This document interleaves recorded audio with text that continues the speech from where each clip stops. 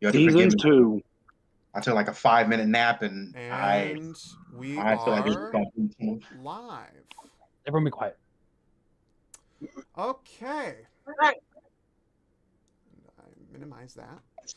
And I'm going to keep Discord closed for the entire time because I've got stuff to work on. So that is our starting screen.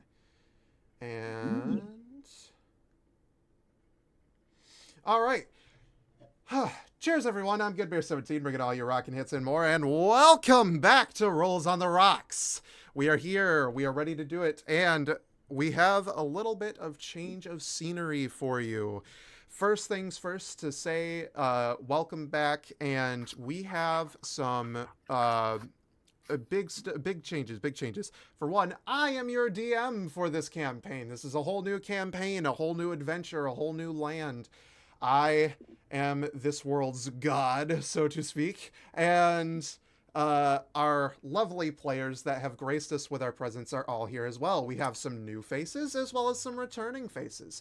So with that said, let me pull up the Discord real quick so everyone can see who's who. And go ahead and introduce yourselves, everyone. Characters and names. Looks like I'm first on the list. Hi, I'm Papa Cesar. Most of you will recognize me from the last campaign as the original DM. Today I will be a player officially. Yay! I am playing Abel in Origin. going hard. Okay, who's next? Or Me. All right. Hey, everybody. I am Nigel. I was Makoto in the first season, and I will be playing Nadar the Broken in this. And if Brian, our DM, is God, then I am an atheist. So there you go. Classic. Hello, to a non-believer. Go ahead. Oh, I will go next. Hello. It is I, Big Bray 2, returning. I was Ra in the previous campaign, and now I'm playing Arthur, a human. What did you just say? I'm playing a human. Oh, I love this so much. Oh. All right. Who's next? I'm Sinister Chaos. I am Nox, and I'm a Goliath playing a paladin. Oh, okay. oh, I guess I should tell you guys that I'm a barbarian, and I am a high elf. Okay. A high elf barbarian. That's cool. I'm a warforged soul knife. He's a warforged rogue for everybody. Rogue. Sorry. Yeah. He's a rogue. 10 p.m. brain. And last on our list. Yep, I'm here. I'm Sin, and I'm completely new, so this should be fun. All right. So What's your character's name and class and race? Sin, yeah, her name is Sin. sorcerer. Mm. A sorcerer. Yes. So, with that said, everybody, this is our cast and crew. Let's go ahead and get into our world. Allow me to regale you with a tale. Our adventure begins in the town of Farwater. Located in Faerun, it is considered the armpit of these lands. A city that is dark, grim, gritty, has a fairly decent population, but for the most part, this town is in utter disarray. Thugs roam every corner, prostitution, everything that you can think of for basically being in a horrible city. We begin with our players entering from different areas, and I will show it here on the map. We have two adventurers that have been traveling together on their way. They are coming from the southwest side of the city, entering up through these gates here. We have our warforged friend entering from the north, and we have another character who has already arrived. So, with that said, allow me to bring us to our first scene, where everyone will meet, or for people who want to start off, real fast, does anyone want to start outside of the city walls as you're walking into the city? Because if you do, I want to give you that time. I would. You would? Okay.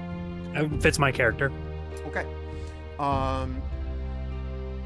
So yeah, okay, yeah, all right. Let me go ahead and shut off this music and go for it. So I'll go ahead and I'll approach the city gates, kind of in a groggy, dazed stance. And I'll audibly say, "Where have I gone?" All right. Is there like a guard or anything that I can see? No real guards at the gate. I'm assuming you're entering from the northeast side, and with that, because you're entering from the northeast side, that's kind of like the farms and slums gate. There's really not a lot there but there is a bridge that leads towards the main town. You might be able to find someone there. I'm gonna go ahead and travel up the bridge and kind of still a little dazed and groggy, and just kind of try and find a place where I can get some information. Okay. So you eventually wander into the town square, which is right in front of this little A right here. And in the town square, it is a bustling marketplace. There's wanted posters, boards, information boards, dealers in the side of the market. And of course, there is the tavern. And there you go. Yeah. I think I'll go up to the info board and kind of try and get bearings of where I'm at. Okay. The info board states to you in big letters, Farwater info board. On the info board, it does show a map as to where Farwater is. And it also states just a couple of little other informational purposes, like where, things are in the town. Like where the slums are, where the bridge is, the port, all that stuff. Okay, I'll go ahead and commit that to memory, and then try to head to the tavern to see what I can overhear, rumor-wise, and kind of just to have a drink and try and figure out my whole life. Okay, so you walk inside the tavern, and we are going to end your scene there, as you are now in the tavern. Anybody else want to start outside?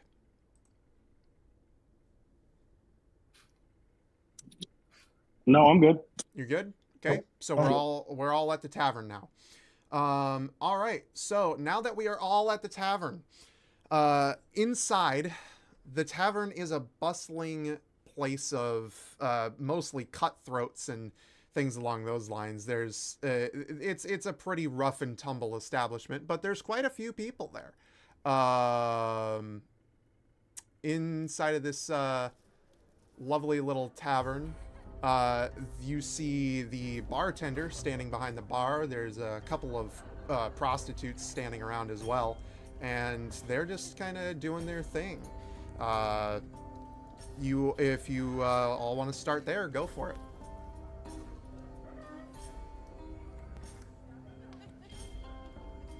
I'm gonna go ahead and sit down at the bar and order a drink. Sit down at the bar and order a drink. Okay. So as you sit down at the bar, the bartender rattles over to you. I don't like the sound of that. All right, there. Excuse me. I haven't done his voice too much, so I'm not quite practiced. You got it. All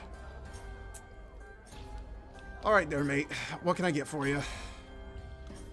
Just an order of ale, please. All right, what ale coming up? He goes over, grabs you a mug, places it on the table, and pours you an ale as his... go ahead and roll me a perception check.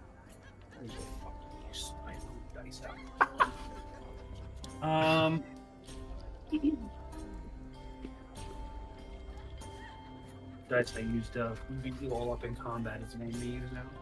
Instead of perception.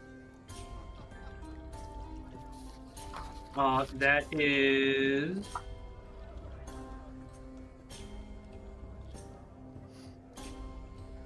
That's a dirty 20. Dirty 20, okay. As his hand leaves the mug, you notice that his hand is all bone. What? It is a skeletal hand that just left that. Ooh. My character is. I'm gonna warily take this drink as I'm just fixated on his hand, and kind of make sure my drink's not poisoned. Oh, what's wrong there, man? You don't like your drink? You're looking at me funny. Well, good sir. Your hand is it's gone. I don't know if you know that. It's gone. And It's this- gone. Ah, that's funny. It's funny that you mentioned that. He pulls down the things like covering his face as he wears it as more of a protective measure. And in front of you, you see a full-blown skeleton. Hi. Surprisingly, that is not the strangest thing I've seen today. Of course, listen, pal. Name's Scully. I worked at this establishment for a little while. It's my establishment. I opened it up here. This is my bar. Just to get little bits of because I get looks all the time from you outsiders. The thing is that I was reborn from a lich, and that lich kind of sort of died after he brought me back. So, with no master, I figured take back my life and just kind of do what I was gonna do, you know? So, here we are. Magically adapt. Understandable. You know what? Let me buy you a shot. Let's take one together for past troubles. That works for me. He pours you a shot, he pours himself a shot, and he immediately hits it.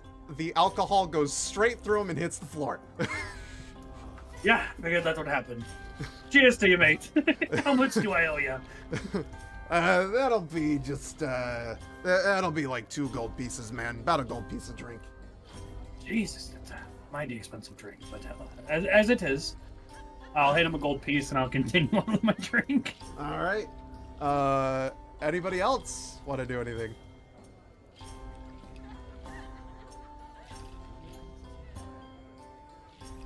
There's a lot of silence in here. I want to enter the tavern. When I enter And- the tavern. I enter the tavern Drink. and then approach the I enter the tavern and approach the prostitutes in the corner. The prostitutes in the corner? Okay. So, as you approach the prostitutes, one girl steps in your path. And she kind of holds you, she kind of like holds out her hand, puts it on your chest. The woman is stunningly beautiful. She has vibrant green eyes, long flowing brown hair, and she is wearing one hell of a red dress that does not leave much to the imagination. She pushes her hand up on your chest. Hey there, sweetie. I know you're going over there to those girls, but they won't do what they won't do what's needed for you. You're a special client. Why don't you come with me? She leads you over to a private table and sits you down and kind of lets her hand stroke off your chest. What can I do for you? I look her dead in the face, put my hand on top of her hand on my chest. You can give me the information I see. I have no interest in these mortal flounderings of yours. As I'm listening, can I hear this interaction? Like, can I perceive I mean, what's you going can definitely see it. Can I hear anything? Not from where you are. This is towards the back of the bar, but you can definitely see that they moved back there. If you move closer, you can. And in reaction, watching his uncomfortableness and kind of the seriousness on his face, I think I'm going to move a little closer to try and eavesdrop. Okay. Just far enough for me to be able to eat it Okay. without so being noticed. You move to a table that's close enough to where you could hear this whole conversation, and you just kind of sit down and act all nonchalant. She continues to, She kind of backs off a little bit, surprised that all this person wants is information. To her, it's just conceived as a person for the time being. But you just want information. Well, honey, I can tell you right now that information costs extra. So, what do you give me for it? I reach into my pouch and slowly put a gold coin on the table. Will this be enough for the Mr. harbor? Moneybags here. Double it, and I'll make it worth your while. Mr. Moneybags, my drink was $1. I'm gonna mutter that under my breath in character. They don't hear you. I lean into her without revealing my face, and I say in a low tone, "You drive a hard bargain.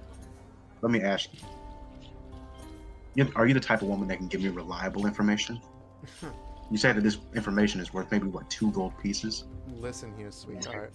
I am a master of information. I get what I want when I want. And if I don't want it, I don't take it. Plain and simple. So, what do you want to know? Well, since you're willing to offer that, I guess I can't afford another gold coin. I put another coin on the ground, on the table, and I proceed to ask my question. Tell me, who owns this establishment? Who owns this establishment? Well, you look right over there and you see that skeletal man behind the bar. That's his name's Scully. Personal friend of mine. What do you want to know about him? And why? She kind of glares at you. Her eyes are like piercing your soul right now. I lean in closer to her without revealing my face, but I am like a breath away. Mm-hmm. Don't try to intimidate me. I'm a human. I'm in no mood. I ask because I want to know of his origin. Are you trying Something to about intimidate her? Yes. Roll me an intimidation check. Okay. 12.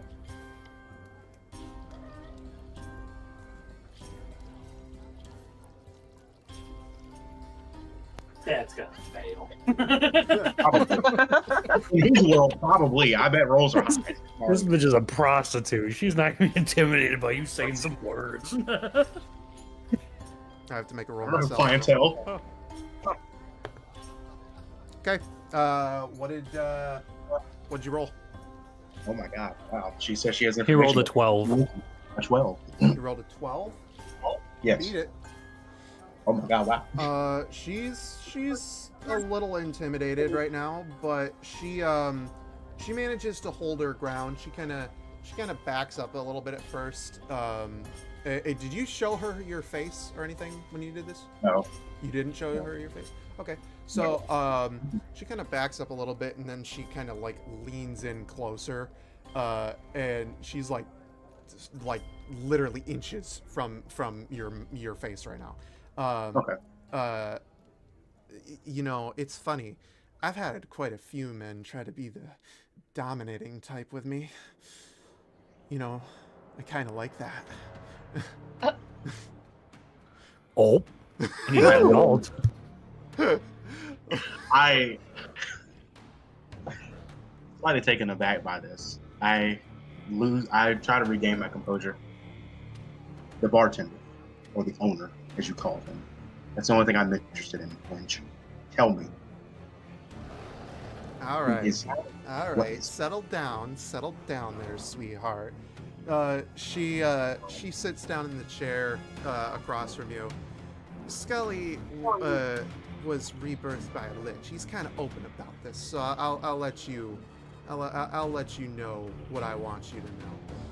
Scully was rebirthed by a lich, but that lich done died right as he brought Scully back from the dead. So before Scully could be put under his control, he broke free and was able to live his own life with all of his memories from when he was alive. How did he retain his memory? How do you retain his memory?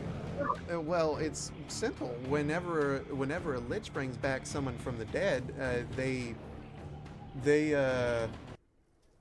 They keep all their memories from when they were alive. The Lich just has to take control of them. Plain and simple. If the Lich can't keep control of their undead, then the undead either wanders on if their soul is strong enough, and if not, they go back to being dead. Scully just happened to be one of those lucky few that was strong enough to keep his soul. I move my hands to my face, almost in a weighted gesture. I'm impressed by your observations and by your information. You dress loosely, but your true value is more than your flesh. Let me ask you, what can you tell me of those that come to this tavern, this establishment? What do you see out in the crowd as we sit here and now? What do I see? Sweetheart, what I see is a bunch of poor saps waiting to give me their coin so I can make a living. That's what I see. What is your name, maiden? Sapphire, if you really want to know. I take out a piece of parchment and write down this name, Okay. and then put it back on my couch. All right. Can I count on you, Sapphire, if I need to know more information throughout the town, if I return from my travels? If you can pay for it. I suppose I can when the time comes. Sounds Then good. Oh, good. So are you, what do you do? Are you done with her? Are you just going to sit at that table? No, I'm done with her. I stand, and then I go approach Scully at the bar. You approach the who? I approach Scully at the bar. Okay. Does anybody else want to do anything before I continue this conversation? I want to make sure everybody has their fair chance to do stuff. Then, oh. Sin is gonna bump into the guy that's walking towards the bar and then kind of look up at him and wow, wander away and then go to the pretty lady. Okay. So do you want to interact with Sapphire then? Yes. Okay. Go ahead. Oh wow, you're so cute. Can I ask you a favor? Oh, aren't you just the sweetest thing? You know, typically I work on men, but you know, for the right coin, I might be willing to make an exception. Sure. Oh no coin. I have a friend coming and I've won, so he has to pay the price. Oh, interesting. An IOU.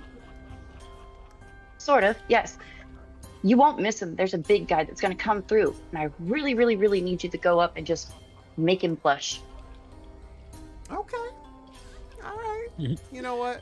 For a fellow lady, I'll let it slide this one time. No coin from you. Interested? I'm gonna position myself to watch the door. Okay. So you're watching the door. She Still has able to hear the conversations going on. Yeah. But I want to keep an eye on the door for when this happens. Yeah. She has accepted your proposal, and is that everything that you wanted to do for the time being?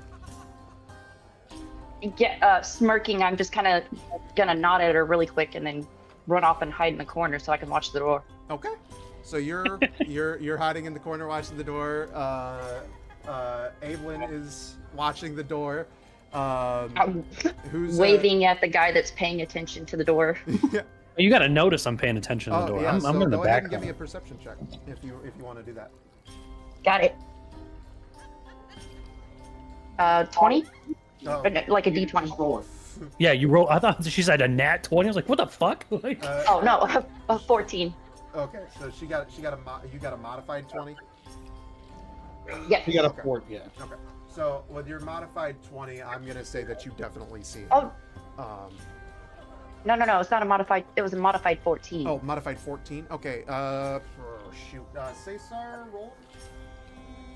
you want to roll stealth? Yeah, roll me stealth. That is and stealth is not my big one.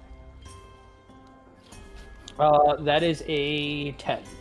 10. Okay, so she beats. So you see him, plain as day, and you said you winked at him. No, waved. Oh, you Waved. waved at him. Cesar, I'd say with your position to see kind of everything going on, you'll see her do that. What do you want to do? I'll look a little shocked and give her a nod as I turn my attention back to the door. Okay. I'm confused on how somebody could register that I'm eavesdropping. Anybody else want to do anything? Knox walks in the door. Knox walks in the door? Okay. Let's go.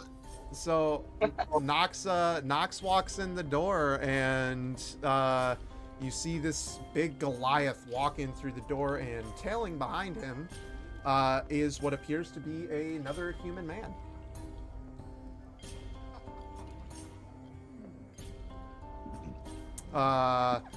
Isn't there supposed to be a lady that approaches this man? I'm sorry, I was looking over something real fast. I was like, I watched this lady give this lady a whole hint about it. Like, Sapphire approaches you, Knox. She walks right up to you and like pretty much puts her body right like next to yours. She's brushing you with her hips and everything. She kind of walks around you and like touches your muscles and everything. And she's like, ooh, that's interesting. A Goliath. Not interested. I need to find somebody. Oh, you need to find someone. Well, honey, I tell you right now, I am the only one that you need to find. Not interested. Man. I tap her on the head and I scan the room to look for sin. Rude. She kind of puffs her cheeks out all angry, and she like walks away. Evelyn's going to visibly start to laugh a little. You're scanning the room for sin? Yes. Go ahead, give me a perception check. He's gonna need to unmute his mic. Muted. They said they can't hear you. Can you hear me now? Yes. Yeah, now we're echoing. Okay, so now I've got to make sure I'm muted on her end. I didn't realize you guys were in the same room, just one mute. Okay. We good now? Yeah, just as long as if you're out of this, not in the same room, then yeah. No, you're fine. I got 19. You got a 19? Am I doing a stealth? Okay. I'm gonna say that you definitely see her with that 19. Yeah. Damn it. So, because there's not much that can hide from a 19, and unless you roll really Nat good 20. yourself, That's 20. yeah. So Yeah, you guys are echoing now. If one of you could mute, I didn't realize you were that close. So I'm gonna have to go up there. you see each other. What do you want to do?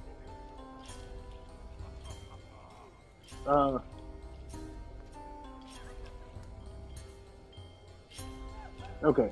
Am I still echoing? No. Okay. Sorry.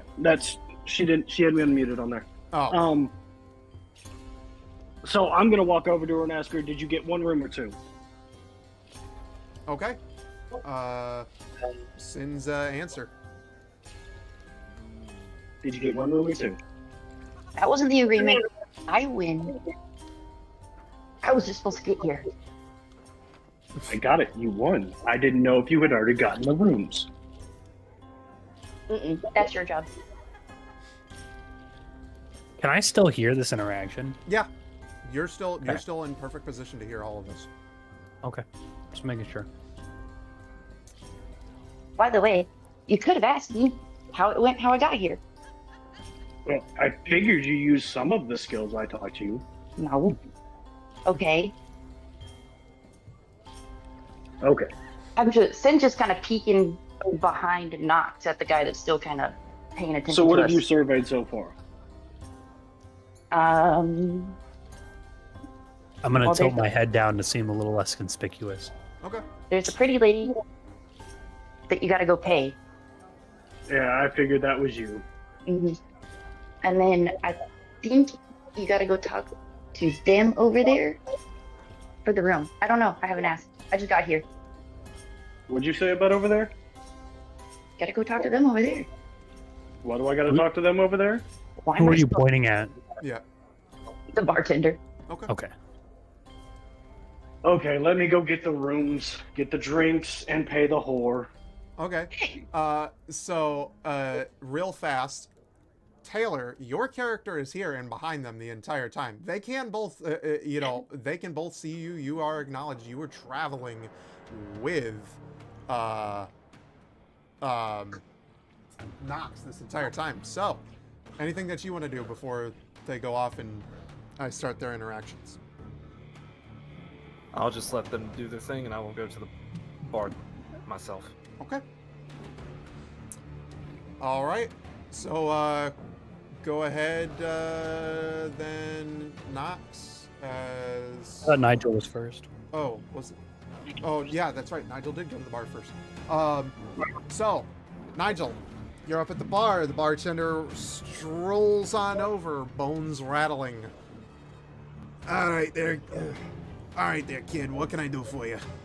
Can I just say that Scully is my favorite character so far? I second.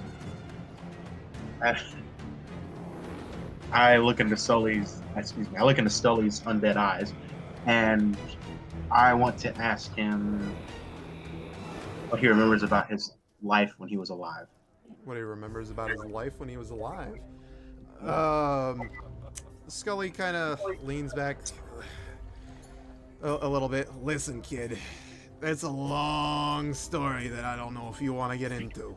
Let me just tell you this. I wanted to be a bartender all my life. Never had the chance to do it. Got brought back from the frickin' grave by some dumbass lich who got himself killed. And now, here I am, allowed to do what I wanted to do in life. That work for you? I lean in closer. Tell me more about your freedom. How does it About his what? feel? His freedom. How does it feel? Can I run a perception check on this fucking weird speaking thing here? Weird speaking thing? Nigel, I want to run a perception check on yeah, Nigel. go for it. His dialogue that I've heard this entire time, you humans, talking about freedom, talking about liches. I'd like to run a perception check on him. Yeah, go for it. Nigel, roll me stealth. Cesar, roll me perception. That is a 17. I have a 15. Wait, did I use my modifier? Your modifier is stealth is +3. Oh, so then that's an 18. I win. Okay. You son of a bitch. I'm gonna So- keep looking at you. I may have lost, but I want to keep an eye on a special eye on this guy. Okay, so you keep your eye on him, but for the time being, all you really see is a figure in a dark cloak. You don't see much else. Scully continues to regale you with his freedom. My freedom, kid. Let me tell you right now, it's nice to be back from the dead, but I'm all bone. Look at me. He kind of like plays his bones like a xylophone, and he's like, I'm undead. I can't eat, I can't drink, there's no purpose in me sleeping. I can't even breathe the air that's around here.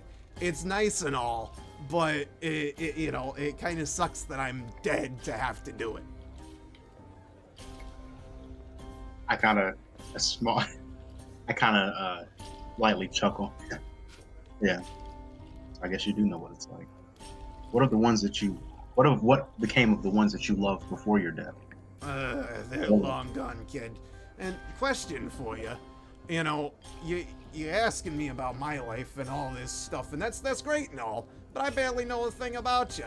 And you said that I know exactly how you feel, or at least I kind of know how you feel. Why don't you at least give me a name, or at least let me see your face? It's not often that most people come in here dressed in cloaks. Most of them are thugs. So, give me some of that info, and I'd be happy to give you more of mine. You know what? No. I extend my hand forward to only Scully can see from underneath my cloak, as you see what looks to be living metal, but with rust on it. Oh And man! So you extended your hand, Scully. Scully reaches out and he shakes your hand. Oh, you're one of those, are you? That's pretty interesting. Everybody, Can I who's see his at the hand? bar, everybody at the bar, give me a perception check. Everybody. Can I do it too or no? Yes, of course. What if we're not in that? Yeah. Oh, get this shit. That's a Oh, 19. You see it. Good. Fuck yeah, I do. And am I doing it? Yeah, everybody that's at the bar right now. Anybody that's at or near the bar.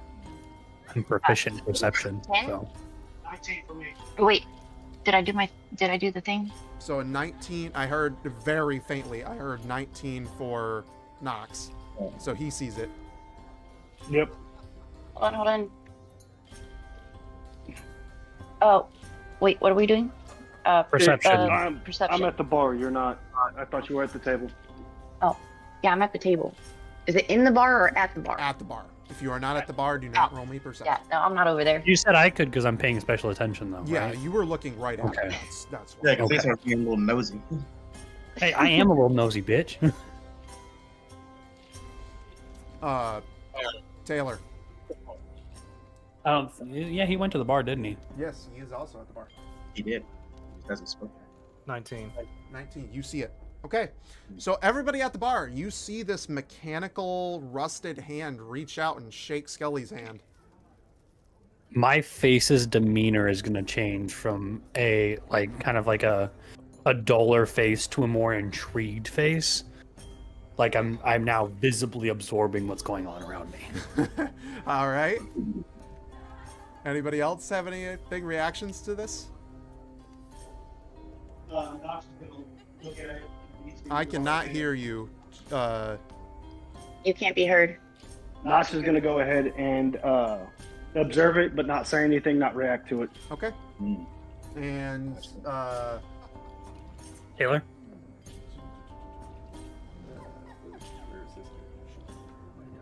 Arthur.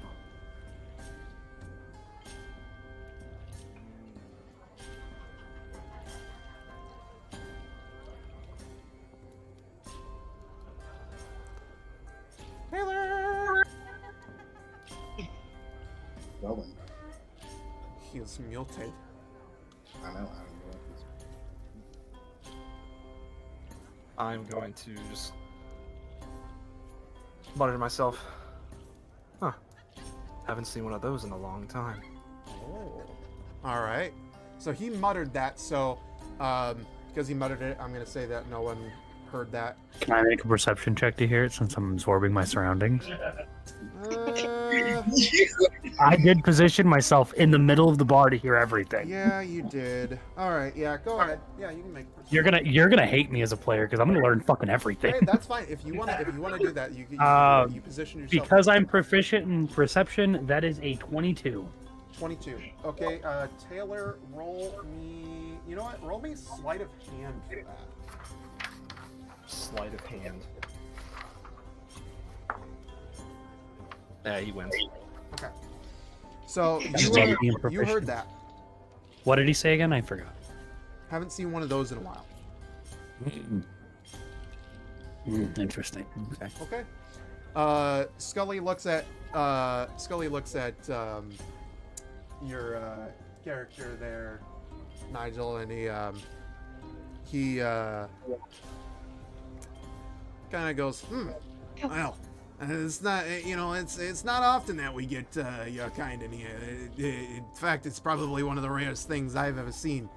It's not the first time that I've seen one of you, but definitely one of the fewer times. So, what brings you here? Can I get you a drink at the very least? I just chuckle again.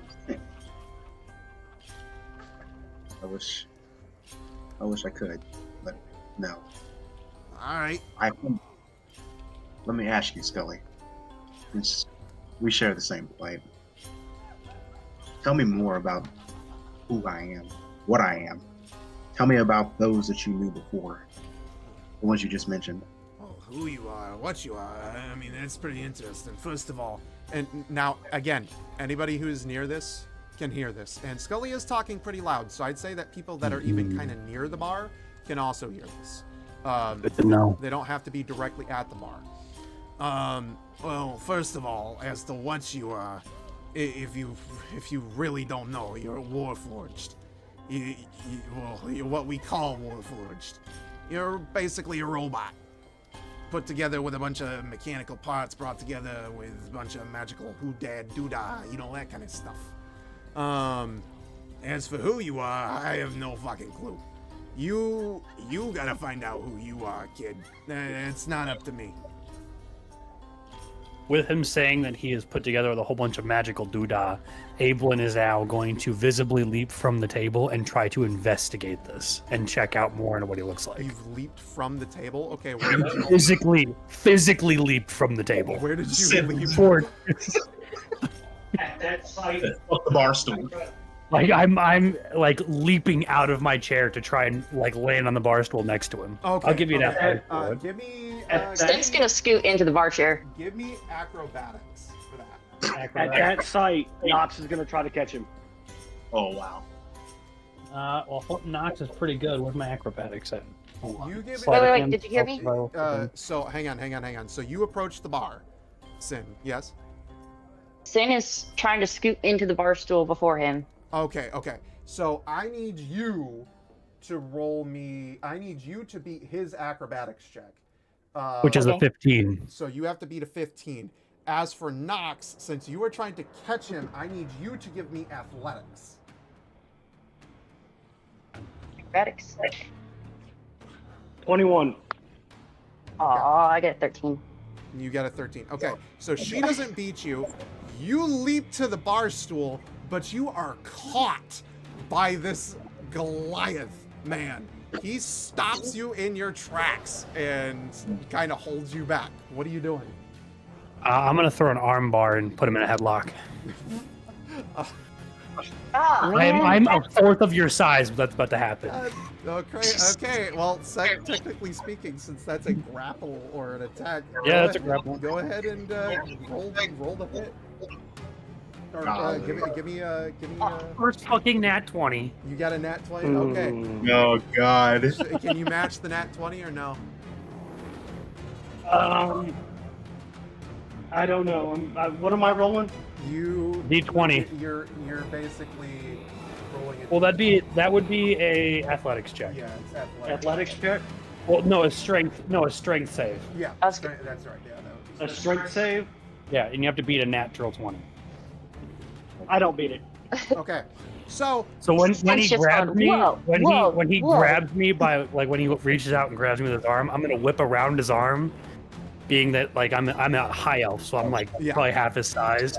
I'm gonna whip around his arm and just immediately put him in a headlock and bring him to the ground. Scully is going to jump over the bar, bones rattling, and he's going to separate you two. Hey, listen.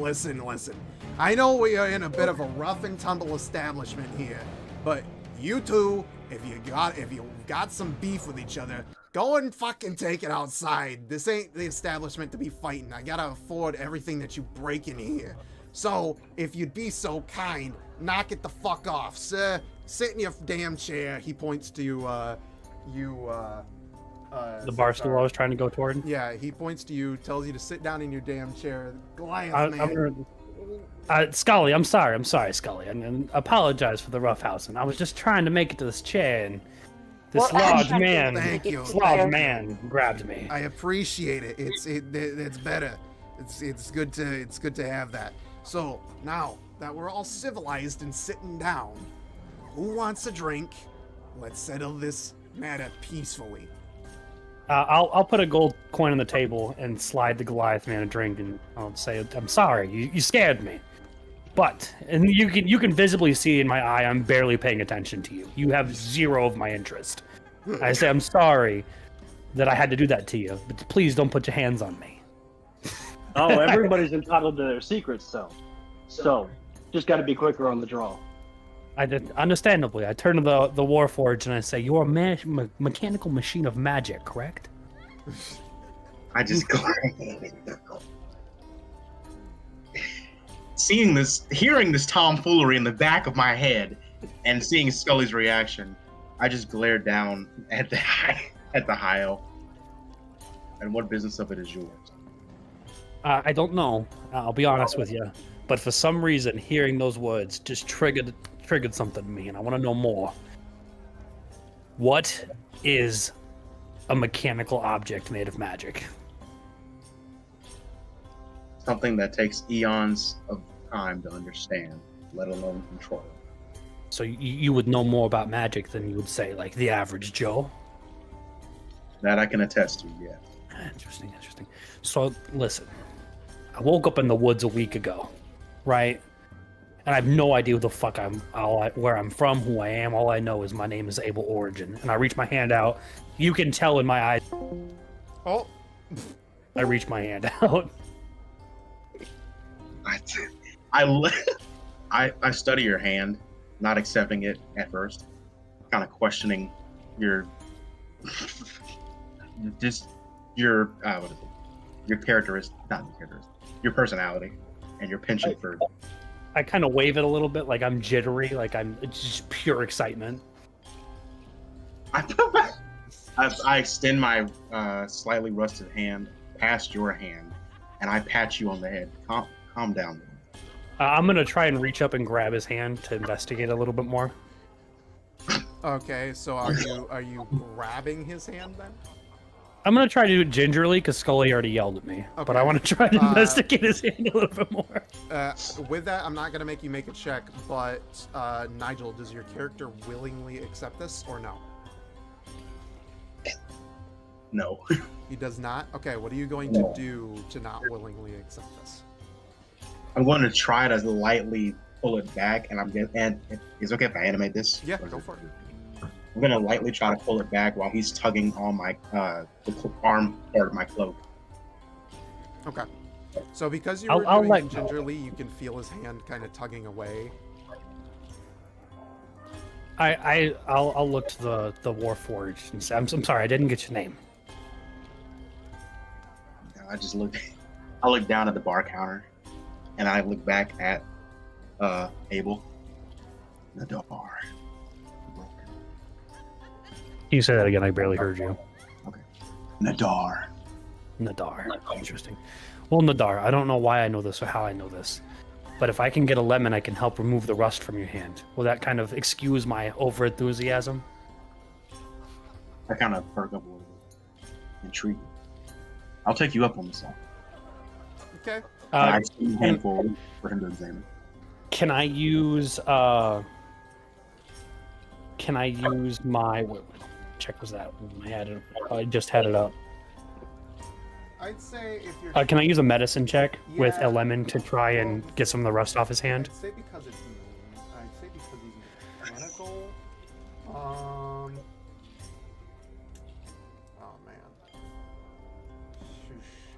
Yeah. Let's just call it medical. Okay. Let's just call it medical. You'd have to buy a lemon though. I can buy a lemon. That's a 17, 15 on the die, +2 for medicine. Yeah. So with him willing accepting this, you can get the rust off the hand. You still don't have a lemon though. Can I look to Scully and be like, Scully, I see a lemon in that drink over there. Do you sell lemons? I mean, normally we don't, but hey, you know what? For you, he pulls out a fresh lemon, sets it on the bar. Here you go. That'll be like one. Give me a silver piece for that, and we'll call it good. All right, I'll throw him the gold piece I owed him for the drinks. I'm not sure if he already got that or not. Yeah. But I'll throw him that and a silver. Thank you much.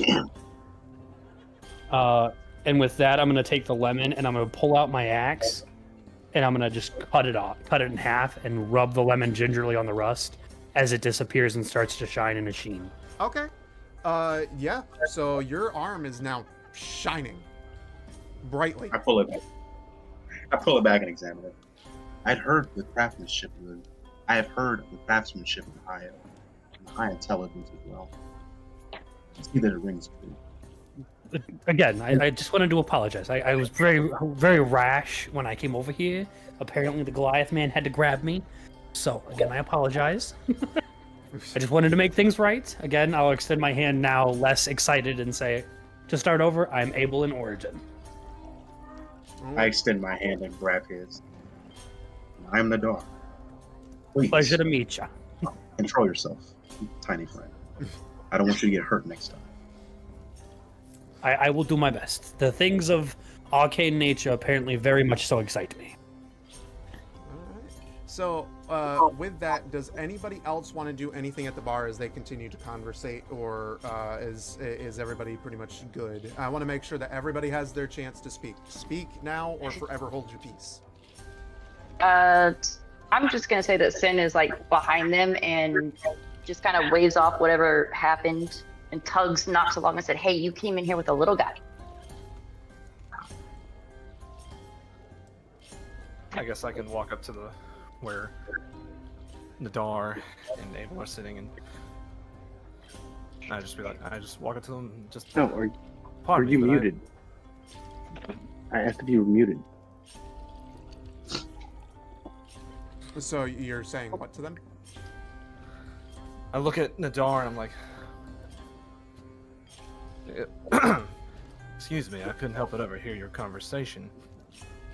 And I see that you're a Warforged. I glare over. What? I haven't seen one of you in a long time. I glare up at Arthur as he's approaching the bar. And I've seen too many of you. Your kind sicken me. And then I look back down at the bar counter. I don't blame you. Us humans can be good at times, but also capable of great things, but also great catastrophes and great destruction. I'm going You're to a chime long in. way. Go ahead, finish. You're a long way from Eberron. I'm no longer going to chime in. David withdrawn. He just.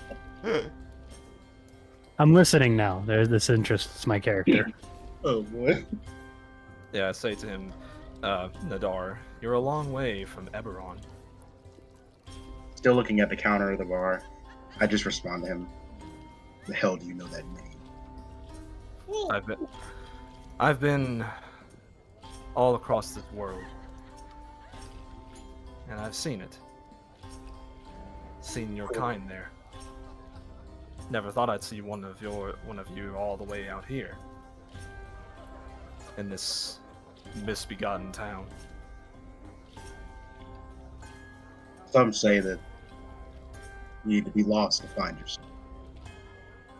Maybe that's what I'm doing. May I ask, what are you doing? Well, he kind of looks down. There's like you can see like an edge of sorrow in his eyes. I like you. I'm lost too. Trying to find my place in the world. Maybe on some level I can understand you. I reach out my hand to him. Arthur is my name.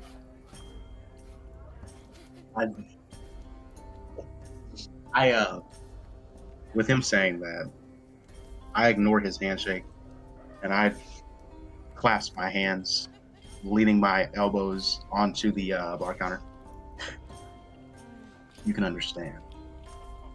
I look him dead in his eyes. I turn my head and all, my cloak beginning to fall from the hood part of my cloak beginning to fall off my head, revealing my face. How could you understand decades of suffering, pain, and agony? You know nothing. What? And then did you hear me? I heard, how could I understand decades of suffering and pain? And then that's where I lost you. All right. Decades of suffering, pain, and agony. You know nothing. Especially when your time is dealing in the blood and the suffering of others. Be gone. And then I turned my head away from him, back to Abel. Can I ask you a question, Mr. Arthur, as I kind of like peer my head around the hulking figure of Nadir? Sure. Would you say you're a scholar of the magic arts? I have dabbled in magic, yes. I would like to switch chairs to sit now next to Arthur and ask, how do you know what a Warforged is? And what is this place you guys are speaking of?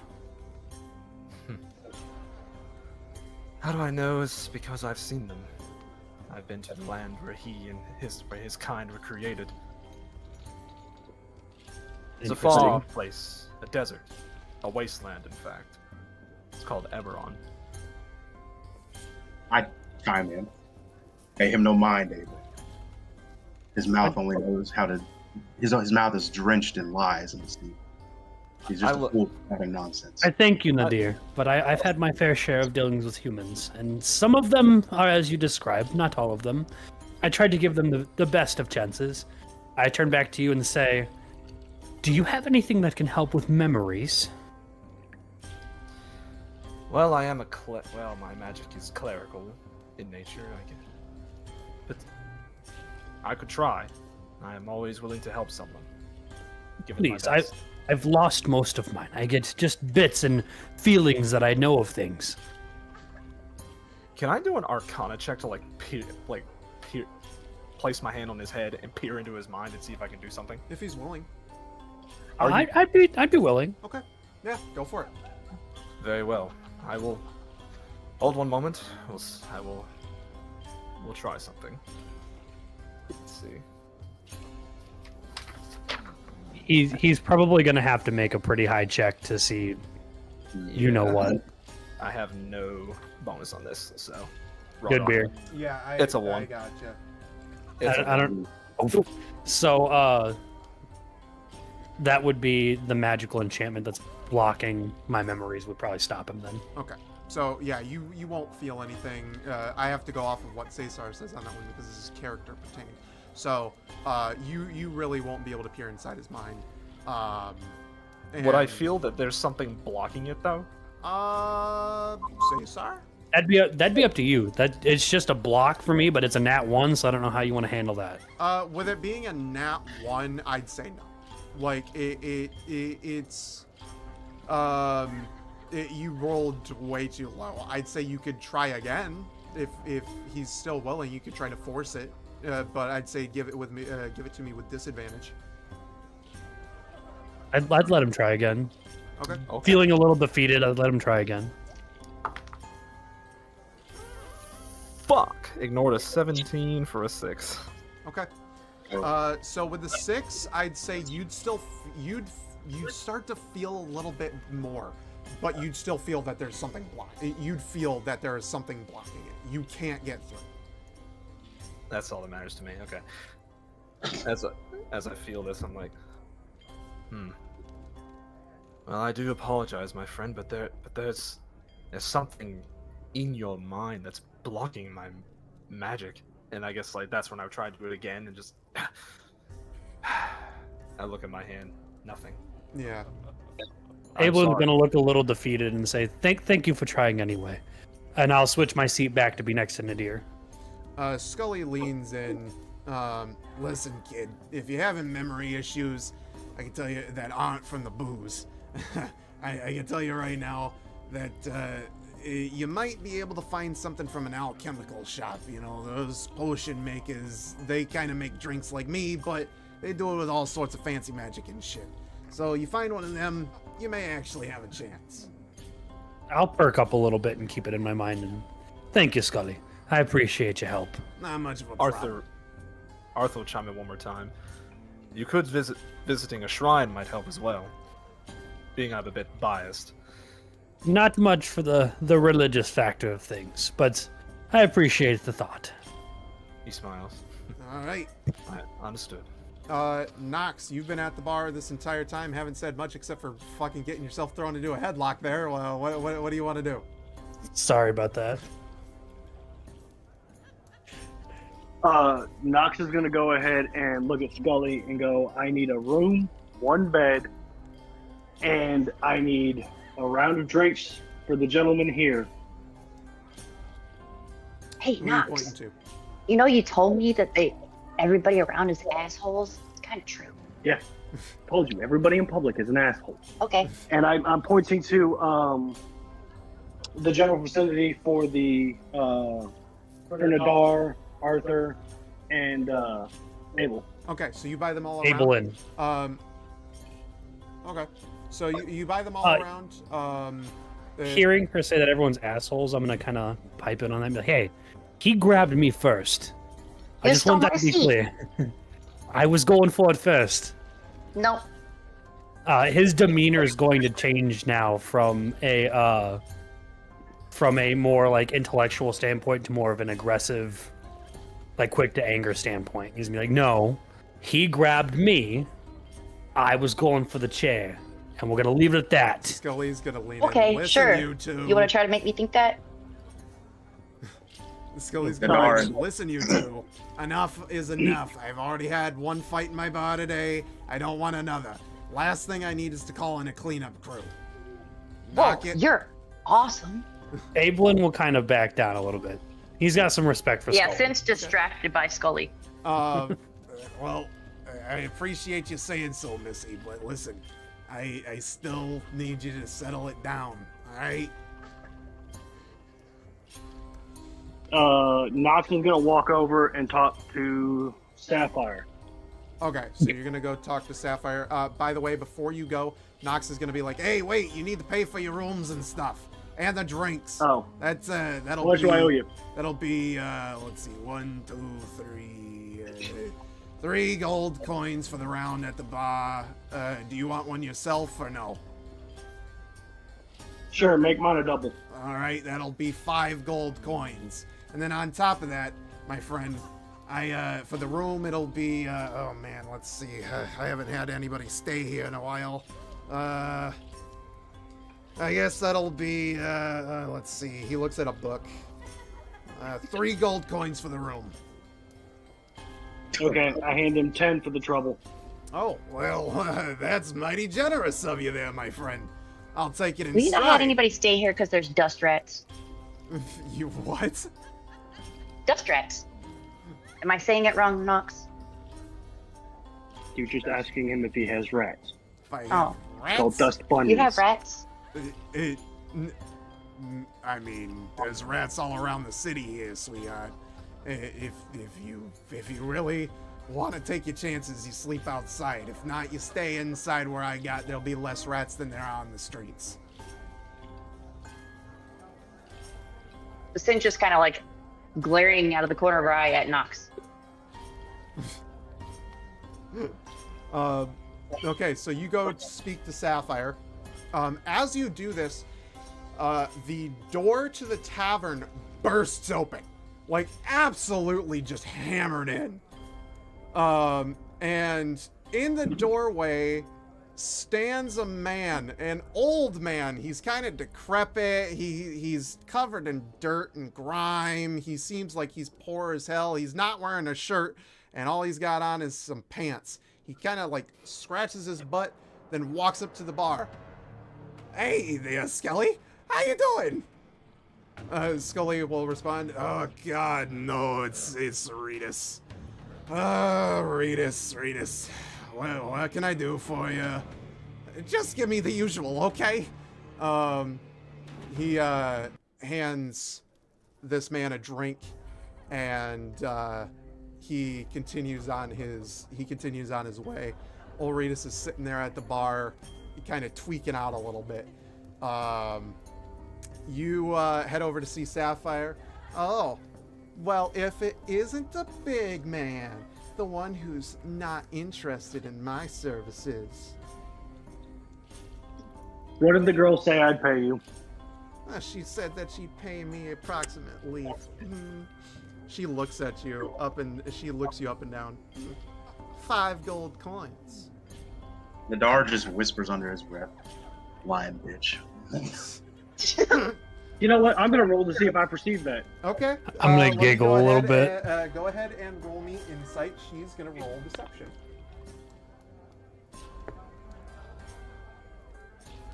Mm, 16. You beat it. Okay. So what'd she really say? She said 5 gold coins. It's your choice as to whether or not you give that to her or you say something. I'll give you 2 for the trouble. 2. Fine. I guess that's okay. She takes the 2 gold coins and she sits back, kind of puffs her cheeks out again, kind of pouting. Shoot, almost had him. You know, you didn't actually make him blush, though. All right, so Nox just- is gonna walk back to the bar. Okay, you walk back to the bar. You were not close enough for her to hear that because you were still at the bar, to my knowledge.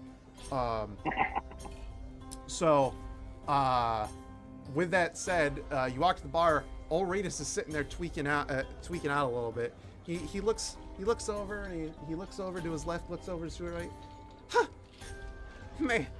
All of you folks around here, what are you doing? You don't look like you're supposed to be here at all. Did you come through one of them portals? At Arthur, the mention of a portal, Ablin is going to go back to his intrigued self and kind of perk his ear up and look down the bar at, what's it, Ritas? Yes. And just kind of start listening again. Nox is gonna shoulder with his feet, cross his arms, and kind of like minorly cock his head, like intrigued by the word portal. Old Rita stands there. Scully chimes in. Don't listen to him. Don't listen to him. He's crazy. All right. He comes in here almost every day, ranting and raving about these so-called portals, and nobody's ever seen. Fucking crazy old geezer. Hey. Wait, can I ask for Ritas, like, who he sat down next to? Yeah.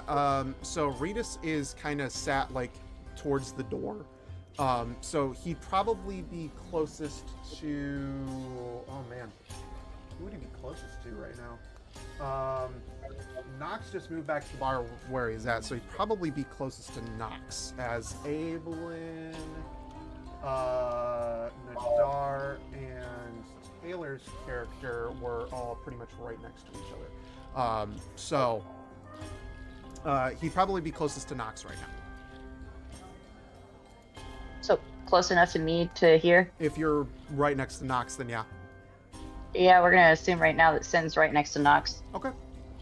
So Ritas looks back at Scully. Come on now, Scully, that ain't nice. I pay my fair wages here, and I'm a free person just like anybody else. I'm entitled to my opinions.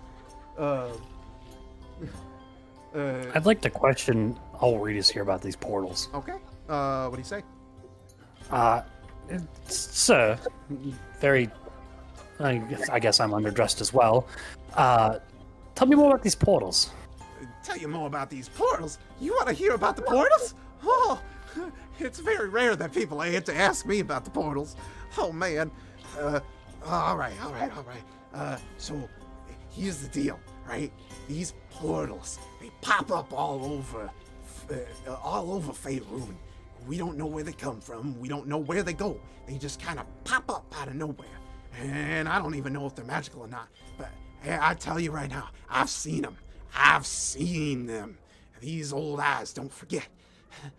And every time they pop up, they always let something into this world, or they take something back to their world, wherever it goes. I don't know. But if you're unlucky enough to find out, you'd have to take me with you or tell me about it when you get back. Upon hearing that, Arthur's gonna walk over and listen in on this. Okay. I was going to stay at the bar, ignoring it. Could you tell me, Mr. Ritas, where would one find one of these portals? Oh, find them? You can't find them. They just happen. That's the magical part about it. They're pretty crazy, and when you see them, let me tell you what. It's a powerful force, and sometimes when they bring stuff here from the worlds that they lead to, some of those things are horrific. They do some really crazy stuff. Let me tell you what. I've seen these little goblin-looking things that wear these little red hats, and I've seen some of these crazy-looking slimy creatures. I've seen some big-ass beasts and monsters that'll make you quiver in your boots. And hearing that portals like that, Nox is going to grab Sin and drag her to another table away, but just still close enough that he can hear, but she can't. Okay. Arthur's going to walk up to Regis and ask him, "Tell me, good sir, you mentioned that you've seen monsters and creatures appear out of these portals." Yeah. I'm gonna lean into him and look him dead in the eyes. Were any of them devils or demons? Well, of course. They like I said, these portals lead everywhere. I've seen demons, devils, creatures, monsters, everything you can think of. One of them even tried to take my arm one of these times, but old Regis knows how to fight them off. And he kind of like does like a little shadow box, and then he sits back. Arthur is going to visibly clench his fists upon hearing that demons and devils come through them. Thank you. That's all I needed to know. Okay. Is there Abel's also going to sit down and kind of be more intrigued about these portals, but he's got the information he wants. Okay. Does anybody want to do anything else? I'm good. Everybody good? I'm good. All good? Okay. Old Regis quickly slams down his drinks and he smashes it on the table. Hey, Skelly, thanks for the drink, man. Here's the coin. I'll be back later. I'm gonna need more of this stuff. He walks out the tavern and he goes, he walks to the door of the tavern, and before he leaves, he turns around and he looks at all of you that talk to him and question him, and he goes, it's actually kind of funny. Today is one of those perfect days for one of those portals to appear. Right weather and such. I can feel it. I'm gonna go follow him. I will follow him too. Okay, the door shuts behind him, and do you guys open the door? Yeah, I'm gonna quickly go to grab As the you door. open the door, he's gone. I'm gonna audibly go, "What the f-" and I'm just gonna let that trail off. I walk up behind him. He's gone. You saw the old man too, right? Scully, Yes. See? Scully, like, quickly, get you guys' attention. Listen, like I said, don't pay any mind to him. Regis is a crazy old man, and he does some crazy old shit. My advice, leave it alone. Scully, the man disappeared into thin air. I was right behind him. Don't ask me how he does it. Can I make an Arcana check or an investigation check to see what happened to him? Can I do one too? Yeah, go for it. My Arcana. Knox is sitting at the table just watching them. Look at the bar, look out the door, look at the bar. Baby! Honey, confirm this. Look at it. That is also a nat 20 from Abel. Oh my god. Both of you got nat 20s. Okay. That's why I had Jaden look at it. So, with both of you getting nat 20s, you sense intense magical energy in the air. And I do mean intense. It is almost overwhelming. And as you have this, as you feel this magic, old Regis' words kind of echo in your brain. It's the right weather. He can feel these kinds of things. It's the perfect weather for a portal. Perfect weather for a portal. Oh, Shit. So it's gonna be one of them nights, isn't it? Can I determine with that nat 20 is the energy leading anywhere? it's Is all it around you. Oh, so it's all around. I want to also see what kind of energy it is. Okay. With that nat 20, can I tell what? Is it angelic, demonic? It is the thing is, and this is kind of hard to describe, but I'll do my best. It is everything and nothing at the same time. Abel's immediately going to run out the door and try and find the source. Again, it's all around you. You can't determine where the source is coming from. Calm yourself. I walk over to Abel. Calm yourself. We can't. I assume you sense it as well. We can't. I don't know. It's where. everywhere. Yes. There's no source. There's no origin point. Wherever the old man went, I don't think we'll be able to find it. Standing here, at least. So, as you guys continue to converse, something strange happens. With your nat 20s, you feel this magical energy expand and pull in. You begin to feel it start to move. And it's pulsing in and out. As it continues to pulse, the feeling gets stronger. So strong that it makes you kind of sick. Morning, babe. I made. Shoot. Oh my god. Morning, babe. It's so bad that it makes you kind of sick. Just like her. That made me sick. It's so bad that it makes you kind of sick to your stomach. And as you feel sick to your stomach, almost like this pulsing wave is just kind of going back and forth throughout your bodies, you hear a massive pulsing. You hear this massive pulse kind of explode out, almost like an EMP. And it bursts through the whole town, and it almost knocks you back. Anybody else who doesn't feel this magic, you just felt yourself get pushed to the floor by this force of this. Do I feel that inside? This power! What is this? I'm gonna immediately draw my fucking axe and just ready for a fight. Okay? I draw my warhammers. Everybody else? I just get up off the floor and lift myself off. You get up off the floor? Okay? Well, So we I had a felt it question. inside and we all went to the floor? Yes, it rocked this whole building. Is that only for the people that didn't make an Everybody. Arcana check? It's for Everybody. everyone. Everyone. So we hear the roar, right? You just heard this explosive sound. You just heard what sounded like an explosion. It sounded like an EMP going off. And I know the source of that explosion. It was Yeah. it was behind the town square. I'm gonna start rushing that direction. Same. As I you will do, follow the him. door is kind of blocked, and as the door is blocked, you hear a sound. I thought we were outside. No, you're inside, Still in the building, but Wait. you hear a sound. The stomping of footsteps, gigantic footsteps, moves closer to you. I moved to a dark corner in the room. And- My demeanor is going to physically shift. As the foot, Not just like how I'm intrigued or aggressive. It's going to physically shift. Like my muscles are going to start getting a little bit more tense and perked up, and my face is going to become more stern. I'm ripping my warhammers, kind of looking around. The footsteps move closer and closer to you. They get louder and louder.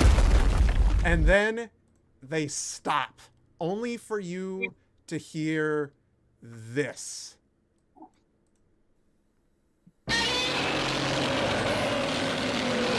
Okay, at the hearing of the footsteps, Knox would have pushed Sin behind him and drew his axe with his right hand. As you do this, the massive roar that you just heard shakes the building. It is so loud that if you do not cover your ears, your ears probably would have like exploded, or you'd be partially deaf. Interesting. Hmm. I mean, as a reaction, I assume our characters are going to start to cover their ears. Yeah, I would assume so. You cover your ears. The door, whatever was blocking the door, has now moved away, and the whole building has just shaken. The Scully's sitting behind the bar. What in Sam hell is going on? He's shaking, and everybody else. What do you want to do? I just turn around, just everyone stay inside. I want to run outside. I want to burst through the door and run outside. Is anybody else going to I'm run good. after him? I'm going to follow. Gosh, I'm going closely with the little behind. human you came in with. I'm going to follow closely behind Yellow Scully. Don't worry, I'll handle it. Okay. So 3 have gone I'm out. chasing after Sin. 4 have gone out. I'm going to from the corner of the room that I moved to. I'm going to see if there's a way I can scale the building from the inside and make my way out onto the roof. There is no way to get out onto the roof, unfortunately. Oh damn! I'm going to go out the front door then. You go out the front door. Okay, Least everybody way. is out of the front door, And as you are out the front door, once again, the massive roar shakes the room, or shakes the area around you. The massive roar, as you look in front of you, is a gigantic creature of proportions never before seen by the likes of you. It looks kind of like this. I fucking knew you were gonna do that. I knew you were gonna do it. Like ever since you read me the fucking stats for this thing, I knew it was that. You tried to hide it, you failed. I helped him design it. I mean, I knew it was I gonna figured both of you were on this conspiracy. I knew this was coming. Like, I knew this was gonna happen too, but I just didn't know it was gonna happen in some backwater slum on day one. I thought this was like, No, we're about to get shinned, bro. We're about to get shinned. This giant monstrosity stands before you, flesh torn, blackened, charred pieces upon it. The radiant exposed flesh, it seems to be glowing a red color. The teeth are jagged and awful to look at. This thing holds its hands out, pretty much standing over the area around it, roaring, stomping, and just causing mayhem and destruction. Arthur's just... Go ahead. No, go ahead. I'm just gonna, like, look at this thing, awestruck, just, what? And just verbally just, what in the high heavens is that? How tall is it? Abel's going to also take a look at it and go, oh my Lord. Looking at this creature, you... and hang on, actually, I have to do this. For those of you who can see this on stream, this is my custom book, my custom monster book that I've been working on. I call it the Beast Bible. So let me go ahead and open up my monster book, because, ladies and gentlemen, in order to give you information on this, I need this book. This creature stands at a whopping oh my Christ, where did I put it? Stands at a whopping, like, 382 feet tall, I think is what it is. This thing is fucking massive. Hang on, let me make sure that I have my notes right.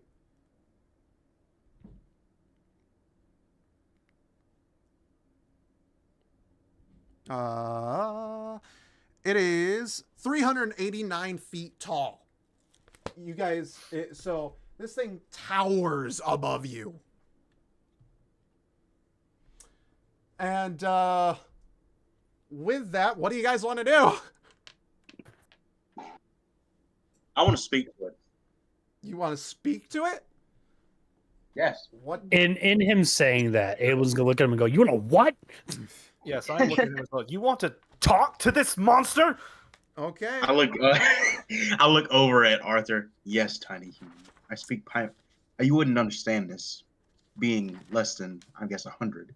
But I speak giant and primordial, and based on what it looks like, it's one of the two. Go ahead and speak to it in the language. Nox is going to grab Sin, and we're going to go to the closest alley where I can still see what's going on, but I'm not. No, I want to talk to the big thingy. No, you're not. You're getting behind. We're going to hide in the shadows in an alleyway. Do you stay? Despite So, fun Yeah, fact, stay. I can also understand primordial. Okay. So you both. So you stay. You said you stay, Sin. Yeah, I stay with Nox. Okay. Oh, you stay with Nox. So you. Yeah, I you let him drag me off. complied with his wishes. Okay. So you comply with his wishes. You head to the nearest alley, which is like right there next to the bar. As for the rest of you, Nigel, go ahead. Try to speak to this thing. High number. Okay. I don't know what modifier I have for language per se, but You don't. You just try to speak to it. You don't need. yeah, 18. Oh well, yeah. I rolled an 18 for no reason. Great. From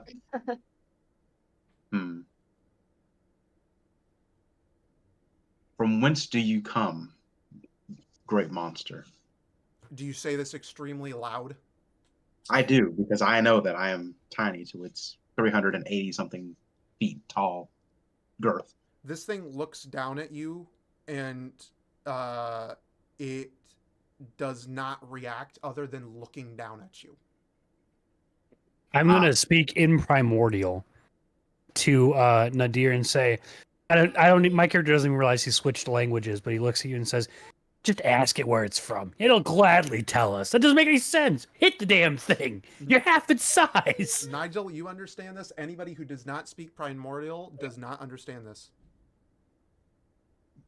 I just look down to Abel. I do not.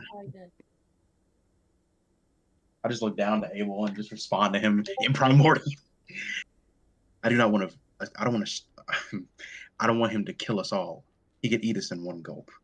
And unlike you and the rest of these misfits, I probably would still live to tell the tale. I want to find out his origin, why he's here, and in this town of all places. I know why I'm here. I don't care why Arthur's here, and the other two. I'll find out more about them later on.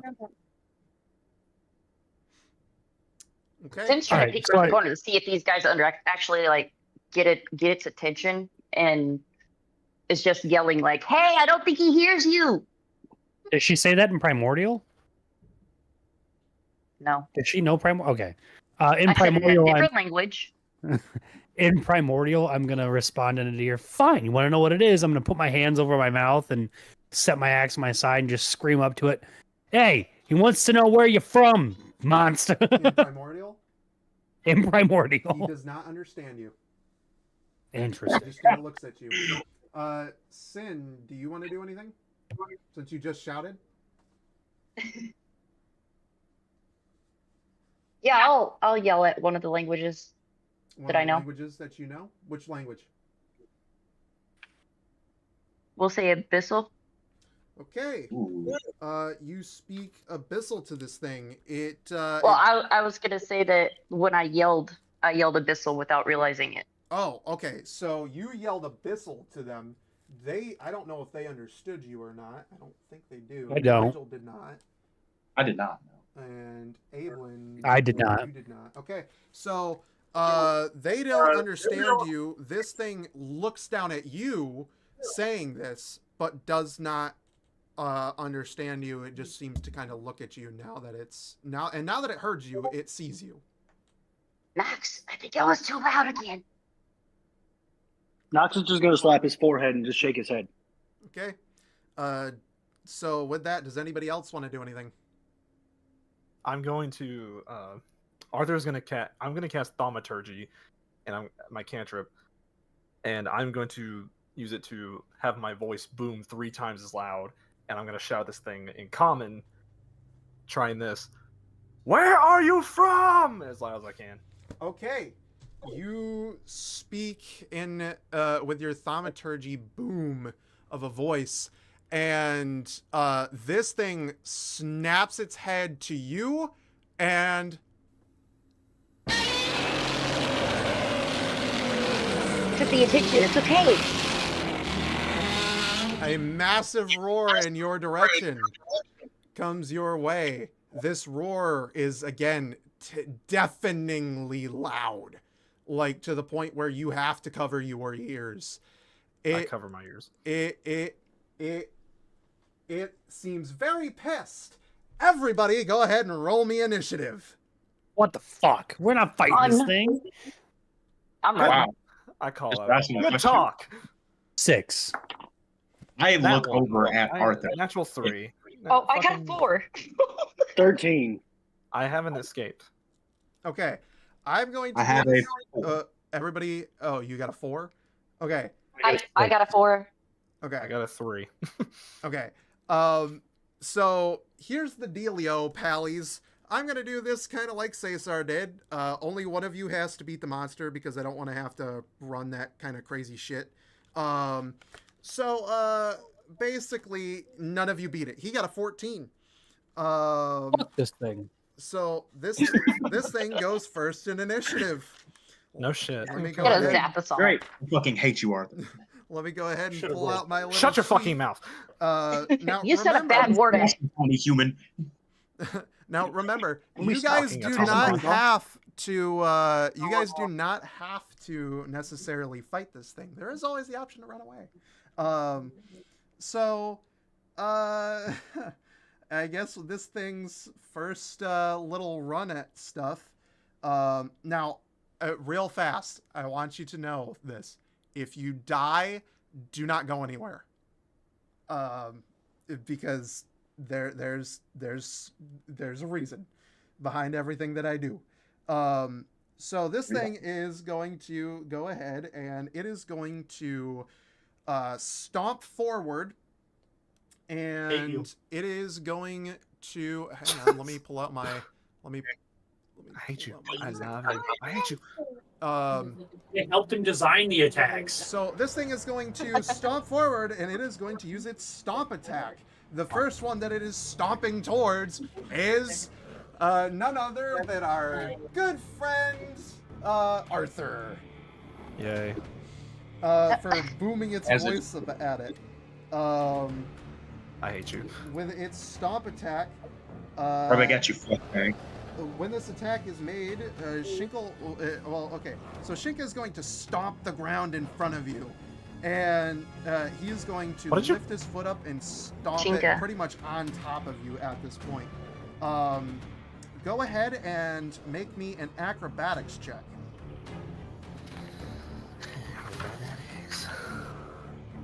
Also, anybody that's standing right next to him, I also need an acrobatics check.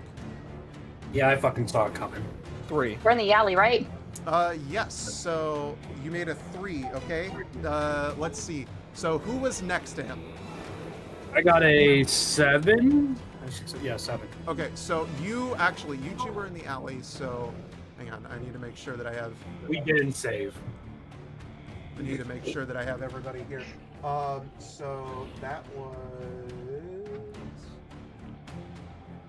Not the sin. This is... Okay, so this is...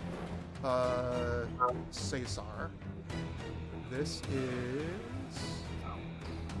you two. And then these two are Taylor and Nigel. So... Okay. Nigel, where's your character at? Well, I tried to scale the roof, but you didn't let me do that. Did you Did you just walk outside the bar? You didn't go up to where these two are? Yeah, I just stood outside the bar. Okay. I did not follow. So, you two ran out. You're right here. These right here are tents. These were the marketplace tents. This is the town square. Down here is where Sin and Nox are, and right here is where our good friend Nadar is. So, with that said, Taylor, you failed your acrobatics check. Cesar, what did you get? If you make me say 8 again, I'm gonna be mad. It's an 8. Okay, I'm sorry. I had a lot to go through right there. I'm just picking on you, bud. So with that, you guys failed the check, and you're gonna take some damage here. I'm going to die. Yeah, I'm going to die. Let me grab my stuff. So I there. didn't even get a chance to swing my axe. So just shit on me. Okay, here we go. So seeing this coming, would I be able to help and assist in any way? I mean, you can if you want, but you're a decent little distance away right now. I'd say you're at least 30 feet away from them. Your reaction wouldn't extend that far. Shinka is now right here. And with that, that is, let's see. Death. 9, 10, 11, 12, Death. 13, 14, Brian. 24 damage. I'm down. I'm down. Okay, so Evelyn and Arthur are down. Nigel, do me a favor. Well, actually, no, you're far enough away. You should be fine. Okay, what do you guys want to do? Those two are down. It's your turn now. That's his attack. I'm gonna say that. It's mine. Oh, it's yours. Yes. Wait, hold on. Uh-huh. As a reaction, Yes. can I cast Shocking Grasp on his foot? as a reaction. Before I go down. On his pinky toe. You know what? If I'll say that you had this ready to go. Go for it. Wow, yeah, fuck yeah, let's do some damage to this thing. It's a natural one. Okay, you go to cast Shocking Grasp. The lightning sparks from your hands a little bit, and as you do this, the lightning. Oh no, reverse... it's a cantrip. No. Oh, hold on. I don't have to roll the hit. It's a cantrip, and it's just by touch. Okay. So you hold your hands out. The it's 1d8. Okay, you hold you hold your hands out. Go ahead and do me 1d8. 5 damage. Okay. You did a maximum of 5 damage to the thing. Congratulations. The foot comes down on top of you and crushes you. That's fine. I just wanted to get my hit in. With that, who wants to go next? That's Shinka's turn. I think it's me next, right? With 13. I had a 4, so it's I'm whoever wants to go. It doesn't matter to me. Okay, I'm gonna look at Sin and say, grab one of them. We're getting the hell out of here. Okay. Well, no, yeah. Sin's yelling at the other, like the big thing again, just yelling at it, just stop, and it's whatever languages can pop out of her. What language are you yelling in? You're yelling every language. Yes. As you speak. Hang on, I have to look at your character sheet. As you speak, Infernal, its head cocks over to you. Oh, fuck. It roars once again, letting out that angry roar that you've heard before.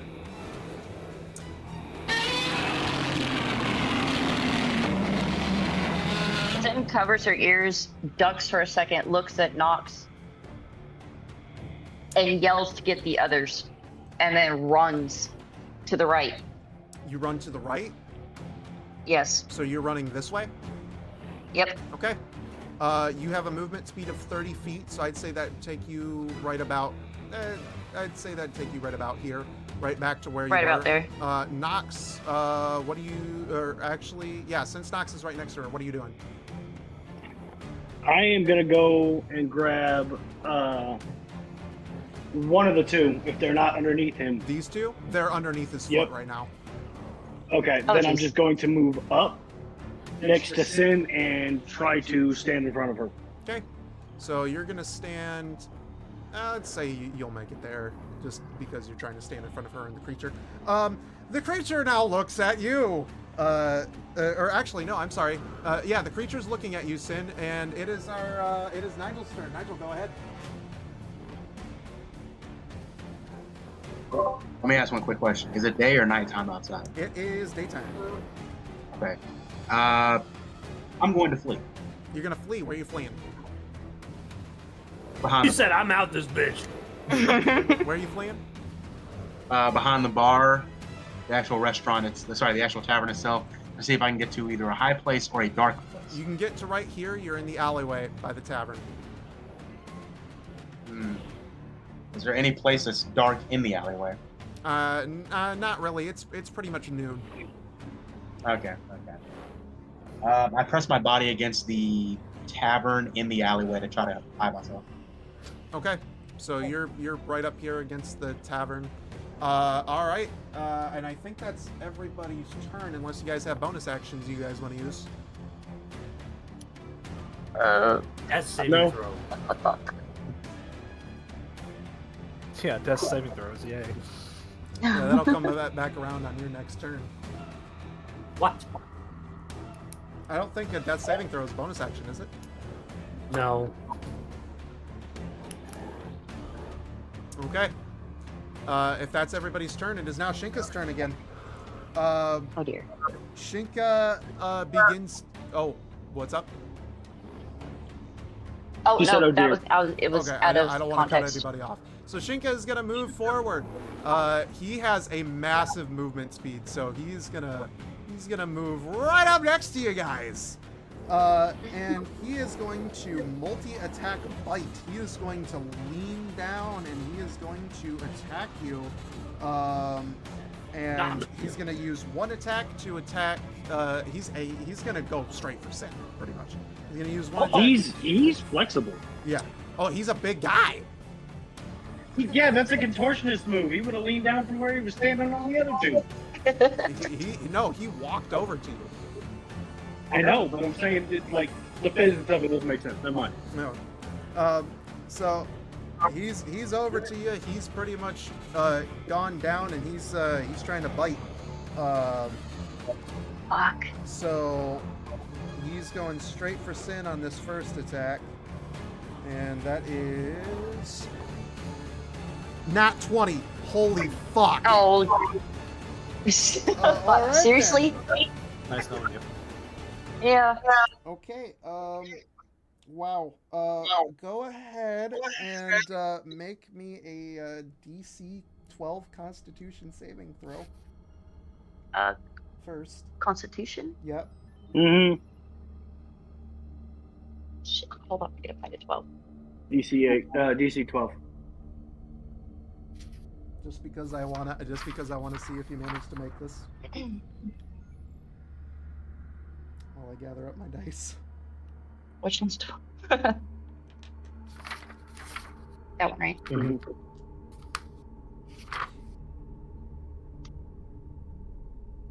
11.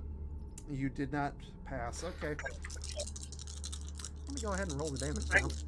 You said 12, right? Yep. Yes. Okay. Oh boy. Okay. So let's see. That's 12, 15, and 19 plus 29 damage. Oh yeah, I'm down. Not only She dead. Not only Yep. did you receive 29 damage, but because of your failure on your Constitution saving throw, Shinka has pierced your body with those jagged ass teeth, and I got aided. has now pretty much eaten you. I repeat, nom nom nom. So you're dead. You don't even get saving throws. You're just dead. Yeah, you don't. I did over half of your HP. You're dead. So Nox, you just watched her get eaten.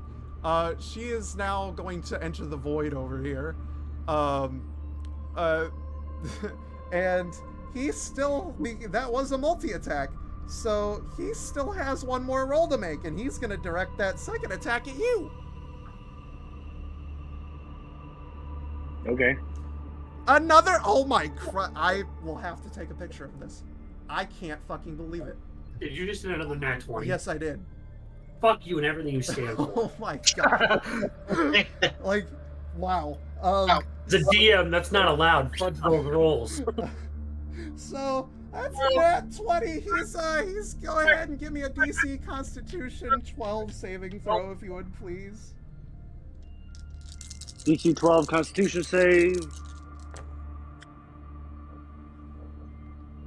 Nom nom nom. 11. 11. Oof. Oh man. So you have also failed this check, and let's see. That's a 12, right? You got to roll a 12. yeah. You have to hit a 12 to match. Roll a 20-sided die, and you have to hit a 12 or higher. Oh, I didn't even add my proficiency thing into it. Oh, you didn't? Well, you would have passed, but you still would have died from the damage. Yeah. Dead. Still dead. So that is 6, 12. And He said, fuck your proficiency modifier. You're still dead. 20 damage. Jeez. And technically speaking, that's doubled because he critited. So, yeah, you're dead. He ate you.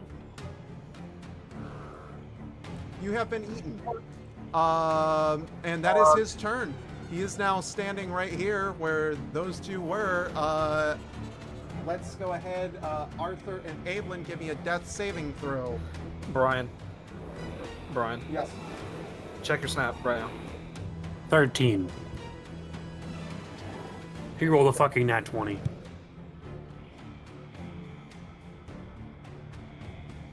Hang on. I don't know, Taylor. Hang on. Give me like 2 seconds. I think that was. I just got asked a very important question, so hang on.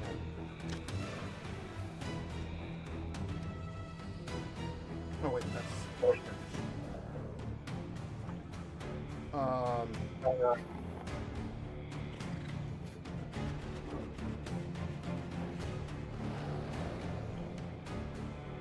Actually, yes, Taylor, you can, and I will allow that. I do it. Okay. So what did you get, I'm still- Cesar? Hold on. 1-3. Okay. So you pass. Yeah, I'm not dead yet. Hey, you're not dead yet. Taylor, go. That's fine. That's fine. So, Nigel, you're still over here in the corner, and as you're over here in the corner, you watch as the body of Arthur somehow glows in a magical light, and he is now no longer dead. Fucking hacks! Arthur, go ahead and rise to your feet with 1 HP. Careful, the spoon falls into the bowl. It's hot. I rise to my grab her, so I drop it. Just, oh, like, Is it become baby? What the hell was that? This way. can I? Do I get a turn? Since you rose, you can't move, but you're still right next to him, so I'll say you can attack. I don't want to attack. Am I standing right next to? Evelyn, yes. Yeah, Evelyn. Yeah, you're right next to Evelyn. I want to cast Cure Wounds. Okay. Cast Cure Wounds. What does that do again? It gives HP. He healed me. Okay, so he has healed you. Welcome back from the dead. You're up. I jolt awake. I'm like, what the fuck just happened? I look at him. I just like easy, friend. We got crushed. Take it easy. We got You're fucking alive. what? You're alive. I healed you, but you're still we're in no condition to fight, and we can't fight this thing. Actually, I gotta. Hey, good beer. Yes. Which? I have to text you. Hold on. Okay. Go for it. Yeah, I had a question outside too. Yeah. All right. Go. Let me check that real fast. Yes. That was in fact correct. Shit. All right. So. I texted you. Okay. I'll look at that, and while that's going on, Nigel, what do you want to do? As I'm witnessing this from the alley, I mutter to myself, the human isn't completely useless. Interesting. And I want to see if I can use one of my own abilities. Okay. Let me see. I know it's here, but I can't.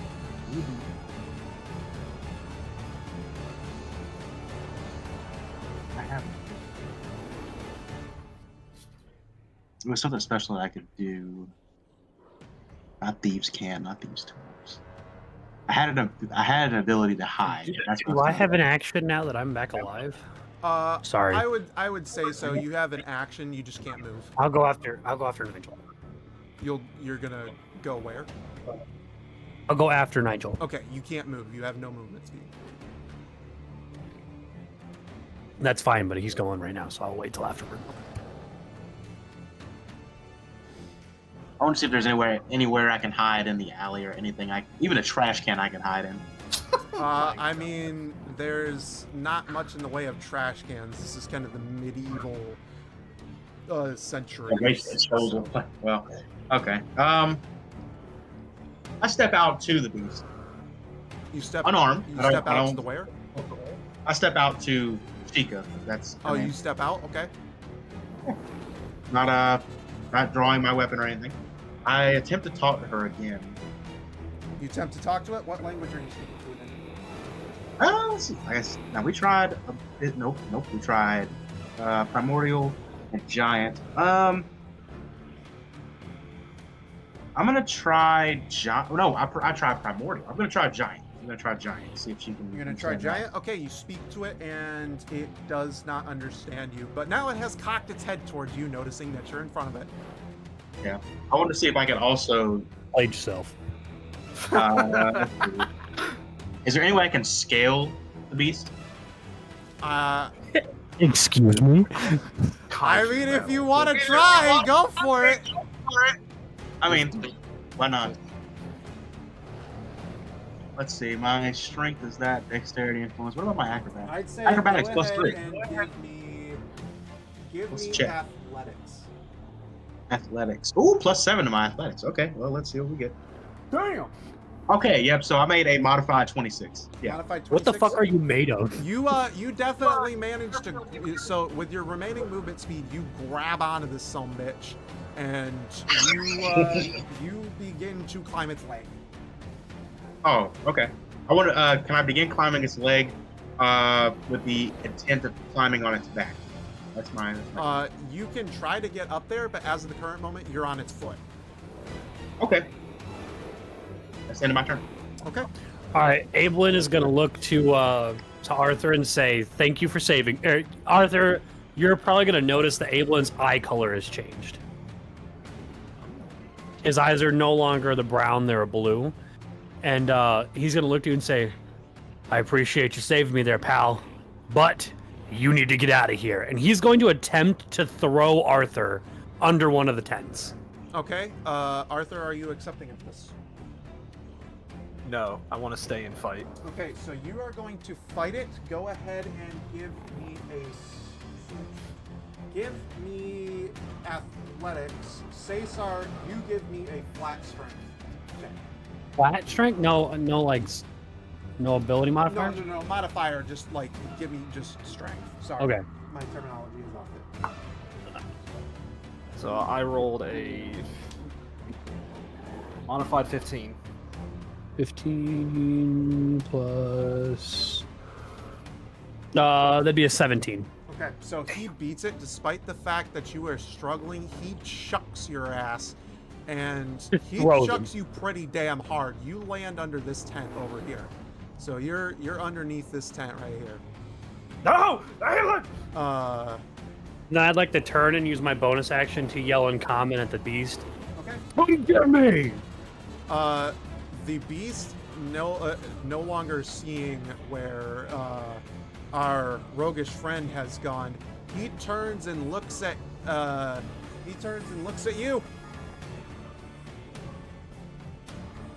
That's my turn. Okay. It is Ablin went. So Ablin went, Arthur went. Yeah, okay, so everybody's good. So now it's Shinka's turn. He is going to stomp towards you once more. Fucking get some. All right, give me an acrobatics check of 18, please. That is modifier 15 plus. That is right at 18. You match. Okay. So my spoon fell on my soup. With that, I believe, yeah. So you'll just take half damage. Excuse me, I only have like 5 hit points. Yeah, congratulations. That's a big ass foot there, brother. That's stomping on top of you. You're not completely getting away. So that is, let's see, 4, 10, 18 halved, so 9. You're gonna take 9 damage. I'm down again. Okay. But I saved Arthur. So you are down, and Nigel, you may not be under the foot, but you are certainly on it, and you just had this foot pick you up into the air and watched it stomp down onto. Oh wait, I forgot. This is the wrong piece here.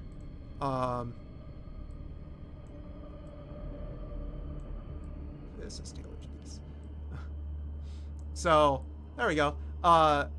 So yeah, Ablin, you're down, and you just watch this thing stomp down onto Ablin's body, crushing him again.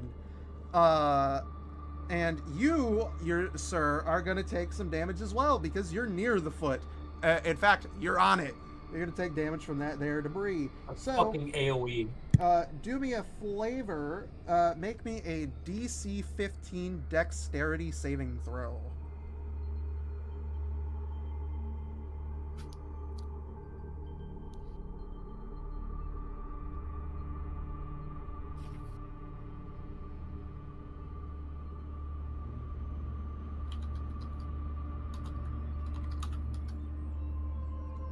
Nigel?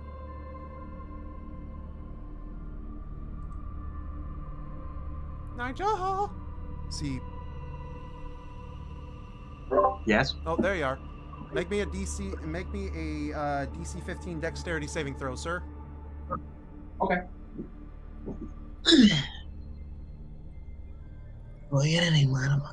Taylor got yeeted. Dexterity. So that is a modified 13. Okay, so you fail. You are going to go flying off the foot. Yay.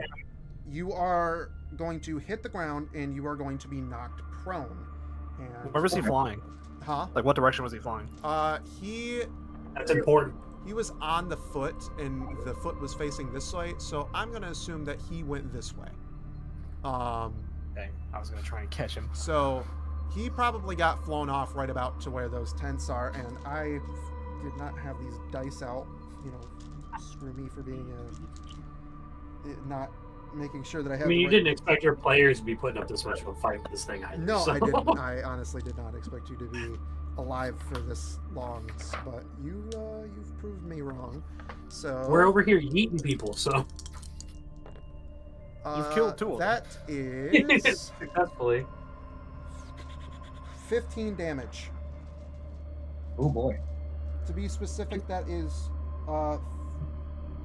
So he was also dropped from a high height. I don't know if you know that, but it's another D6 damage for any height over 10 feet. Oh, okay. I'm already dead. So Oh, he's already down. So it doesn't matter. He hits the Alright. ground. He is knocked unconscious. Thunked. So he fucking so with Ablin squished flat and my brain's powered down now. I gotta go Nadar into power being saving mode. thrown and knocked unconscious. Arthur, you are the only one left standing, hiding. Well, not really hiding. Currently being thrown underneath this tent. I should have raged. I'd still be alive.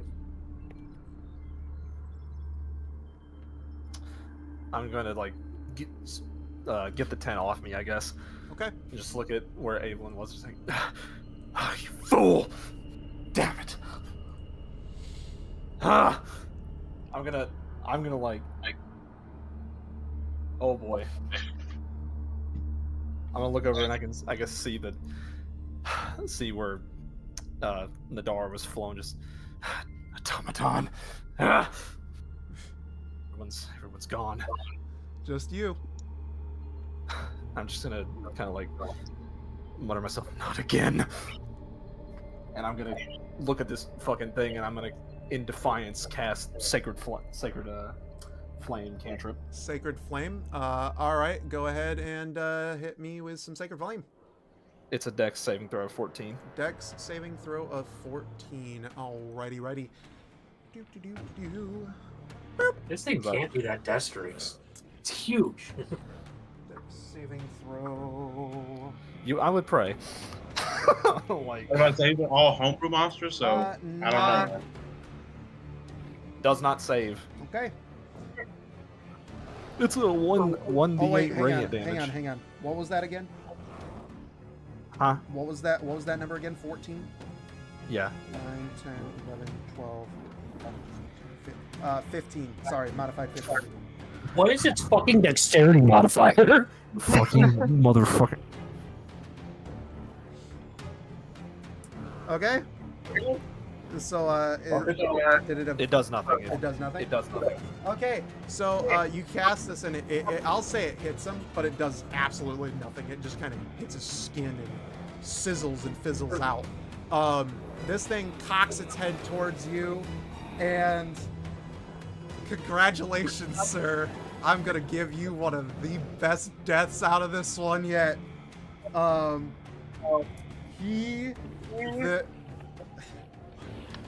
The fins on its back begin to glow a sickly purple that then begins to glow brighter and brighter and brighter until it is almost blinding.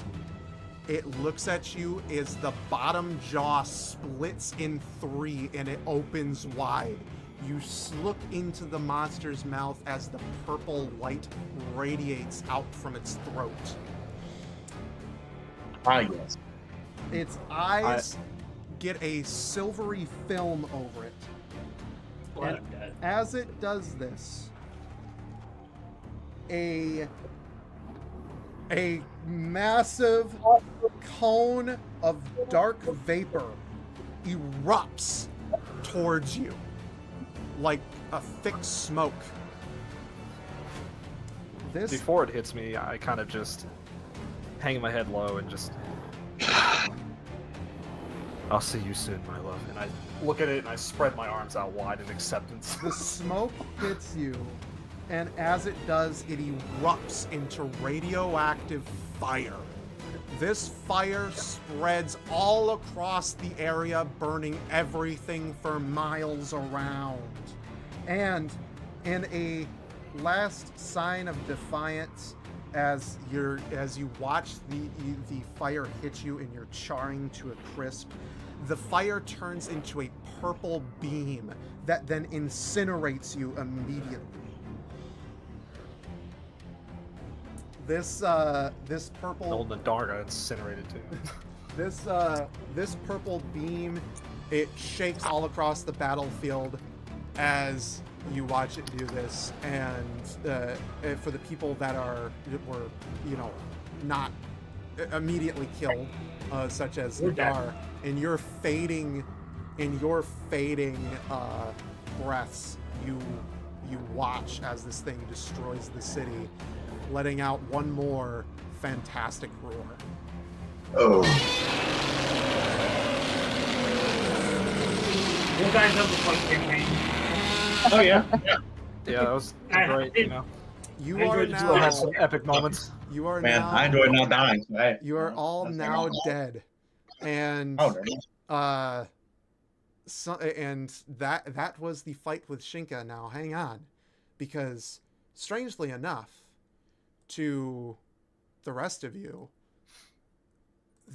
you don't exactly feel dead.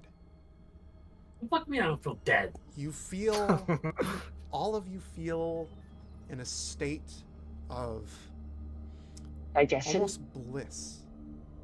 You That's feel heaven, the yes. world around you slip away, and you watch as stars begin to form around you. Can we see each other? Motherfucker, you're literally describing heaven. That is what happens when you die. So you It's called the do, astral plane. What the fuck? you do not see each other. All you see is the void with the stars and this almost galactic dust swirling around you. A voice gently booms across this area. Travelers, adventurers, you have died in such a tragic way, and yet you were gone too soon. Some of you, I can tell, weren't even from that world.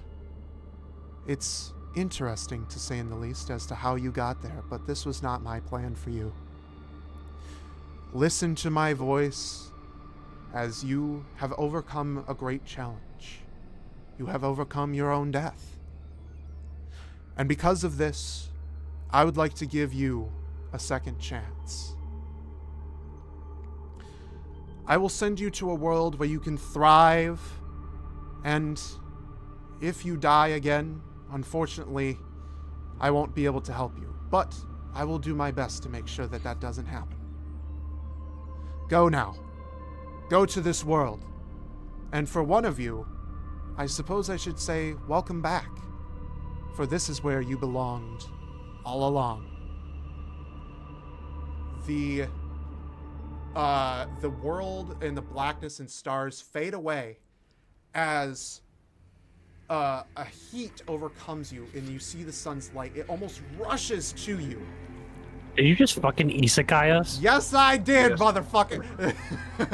This is the start of my anime. You, the world rushes back to you, and you are all laying on the ground, tired, broken, beaten, injured, and battered. You don't even have the strength to stand.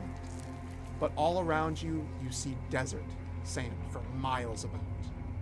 Everybody, go ahead, despite the fact that you are on the ground and pretty much unable to do anything, go ahead and give me a perception check with disadvantage. Damn. Okay. Fuck. You fucking asshole. Fucking bitch. What? Nah, that's a 7. I fucking traded a 19 for a 5. I traded a 13 for a fucking... Oh, wait, perception? I'm proficient in perception? That is a 9. Okay. I got a 12. You got a 12? 4. I got a 8. An 8? 8 to 10. 10? For I don't know if he would notice this, but for Arthur, my eyes are no longer the blue ones; they're back to being the brown. He probably won't notice this with his roll. But Put it out there. Nox, what did you get? 4. 4. Okay. So only Sin and Nadar, you are going to see a figure, a cloaked figure appear before you. This cloaked figure is kind of going to be moving in almost like a mirage-ish type fashion, where they're going to kind of like almost blip in and out of reality. And you're going to hear a voice. Oh my, more travelers. Huh, wouldn't be the first time we've had those here. Come on, dearies, let's get you somewhere safe. Is this the fucking female version of Rennie? The world again fades away for all of you, and it fades to black. All right. Who wants to wake up first? I wake up. You want to wake up? Okay. Nah, fuck that. Your perception was low. I want to wake up first. Yep. I'll tell you Sin's what. coming up Everybody first. roll me a d20. Highest number gets to go. Highest number gets to go first. D20. Fuck. Oh my god, I'm so pissed off at myself right now. 15. 9. 7. 14. Okay, so I heard Hold on. 15 as the highest. Sin, what'd you get? Yeah, I got a 5 on this one, but the last one I rolled a D12 instead of a D20. Okay, so Nigel, you got a 15. You're waking up first. Fuck you, automaton. Fuck you, Nadar, meat sack. Nadar awakens, and only to find himself in a bedroom, and inside of this bedroom, you're in your own personal bedroom. You're laying on a bed, and there is a bowl next to the bed with some water in it and a hand towel, or what appears to be like a hand towel. Where am I? What is this? As you ask I get out this, of bed. the door opens to your room. Oh. Oh man, all these travelers coming in here, one after another through those damned portals. Alright, well, let's get you fixed up. She turns around and sees you awake. Oh! Well, if that isn't interesting. Who are you? Tell me your name. You look upon her, and she's surprisingly strange. She's not what you expected, to say in the least. She kind of looks like a hat. Long white hair. She's crouched over. She's definitely elderly. Big nose, a little bit, a couple of crooked teeth. Well, dearie, I am the owner of this establishment. I found you out in the wasteland. Are you... She kind of, like, moves her fingers a little bit. Are you one of those travelers from another world? would appear so. Where am I now? Where are you? Ha!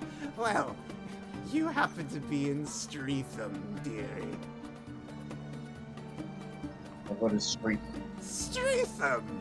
The lovely town of Streatham, allied with the glorious Solars, ruled by our grand and glorious king. His name is Amon. Guess sounds like a tool. Sorry. Can you tell me, who are you? Hi. You can call me Gammy. Everybody calls me Gammy. I don't know you that person. It's all the time.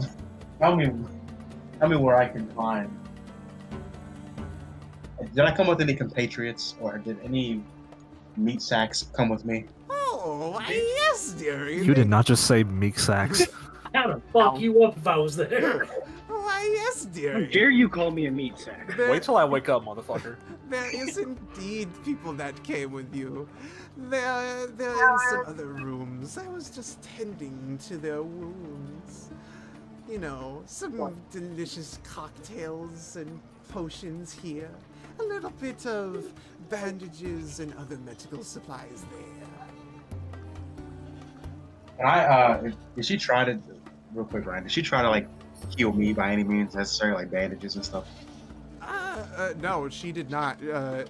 She Good. stares you dead in the eye. As for you, you were a little bit trickier. All those cogs and springs and things along those lines. Those I had to call.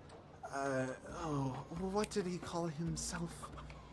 I believe it was an artificer. Yes, I had to call in an artificer for you. Which Sounds about right. I turned my head 180 degrees. Ah, yes, and I rub my neck as I'm doing it. I can feel my circuits loosening. Well, that's good. It'll cost you extra. She kind of snaps a little bit, almost like into almost as if she's just changing her demeanor a little bit. Well, I expect nothing less. You have taken me in and my weakened companions. I don't expect. I appreciate your kindness, man. Now, let me ask. Of my companions, was one of them a human? Oh, why, of course. One of them was a human, or at least he appeared to be. You can never trust your eyes around here, dearie. Things are not always what they seem. I mean, you just fell out of the sky 5 seconds ago. Out of the sky, you say?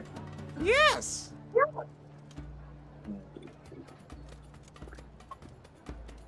This is all I need to know. Thank you. And I begin to grab my things and leave the room. Oh, that's good. Go and sit at the bar, dearie. I'll be with you in a bit.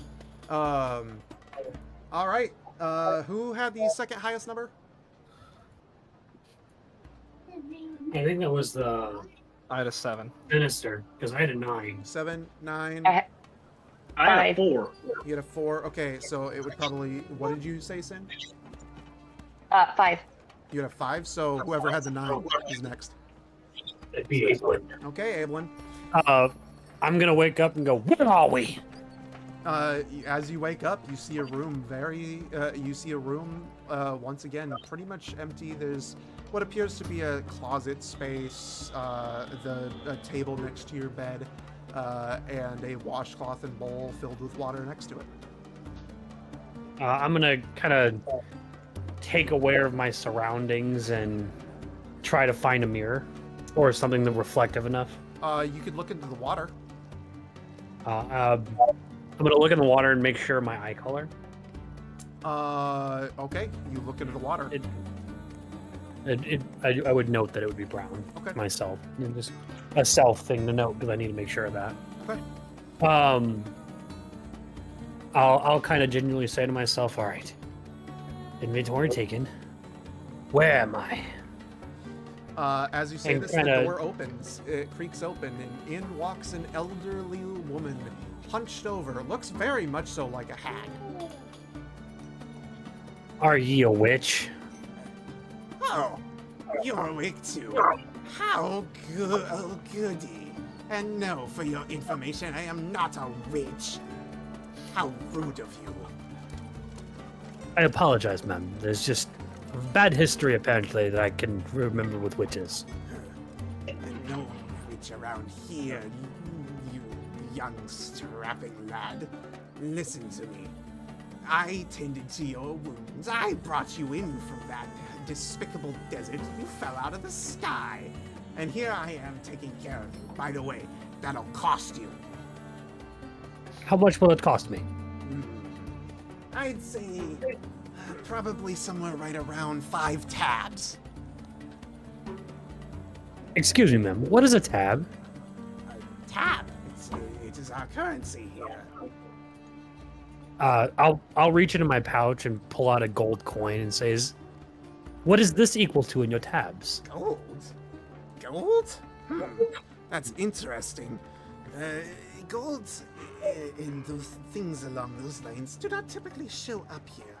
But I suppose, let me think for a minute here. She kind of scratches her chin, which has a little bit of hair on it. Oh, I'm sorry. Tabs, Jesus Christ.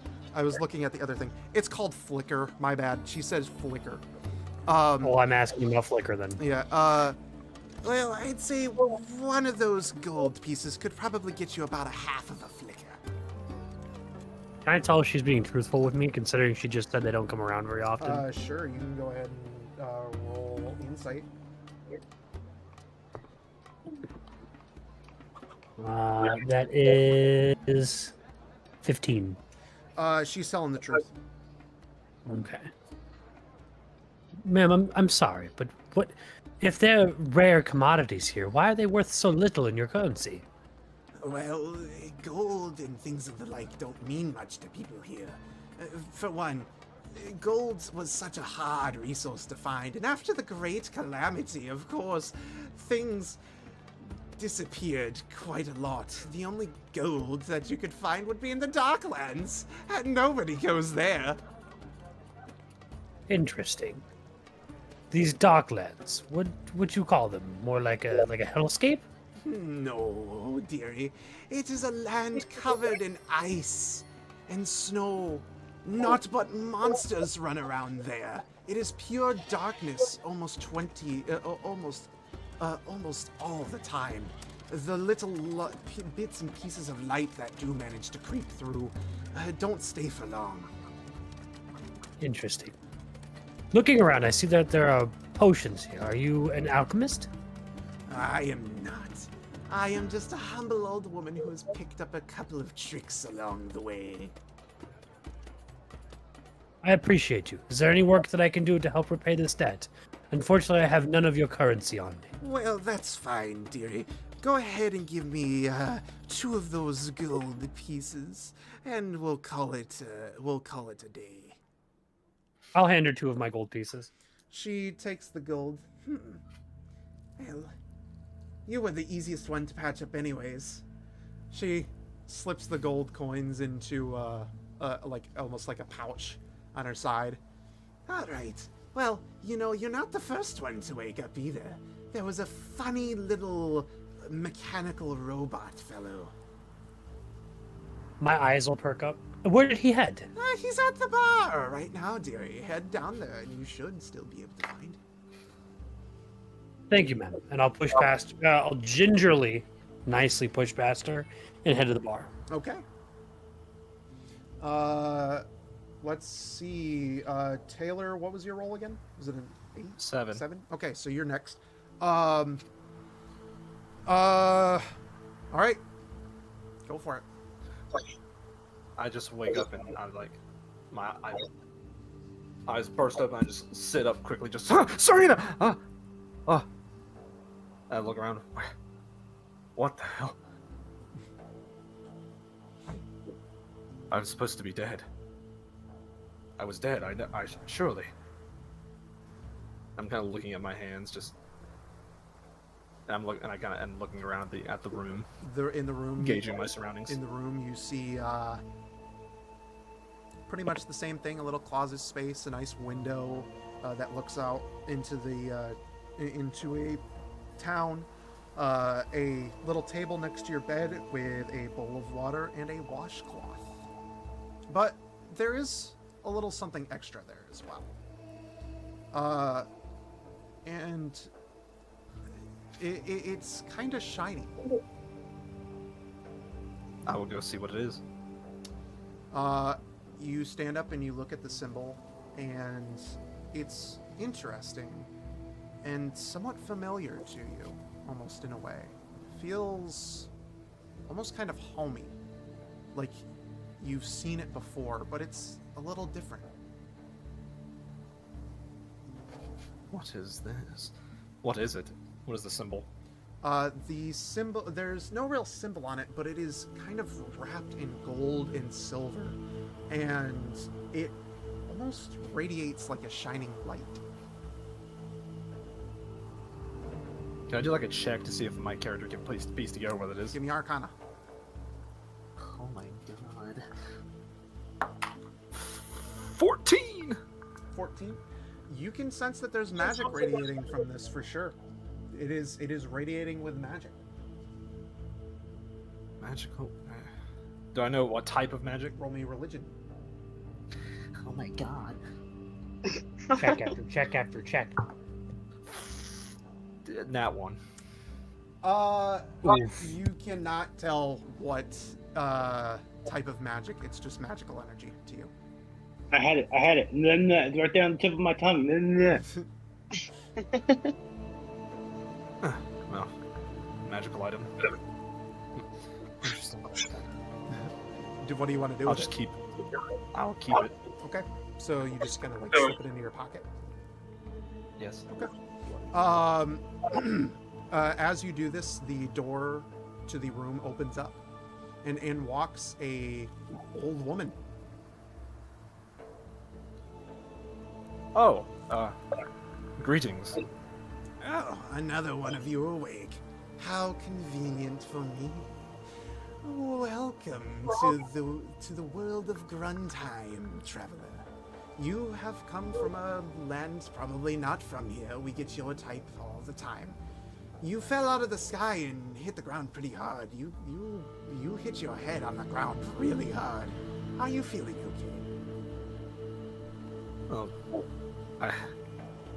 I'm doing fine. I assume you must have patched me up, given that my head injury is gone. Indeed. You were quite the interesting specimen to look over. You've got an air of magic about you, that's for sure. My eyes kind of widen, and I quickly compose myself. Sorry. Well, I am a cleric by nature. That's funny. You trying to lie and cover up that magical power of yours. You, Madam. You are no cleric. I kind of... Oof. I just... Madam, please, I assure you, I am nothing more than a human cleric. A man. Sure you are, dearie. Your secret's safe with me. I just kind of defeated. Very well.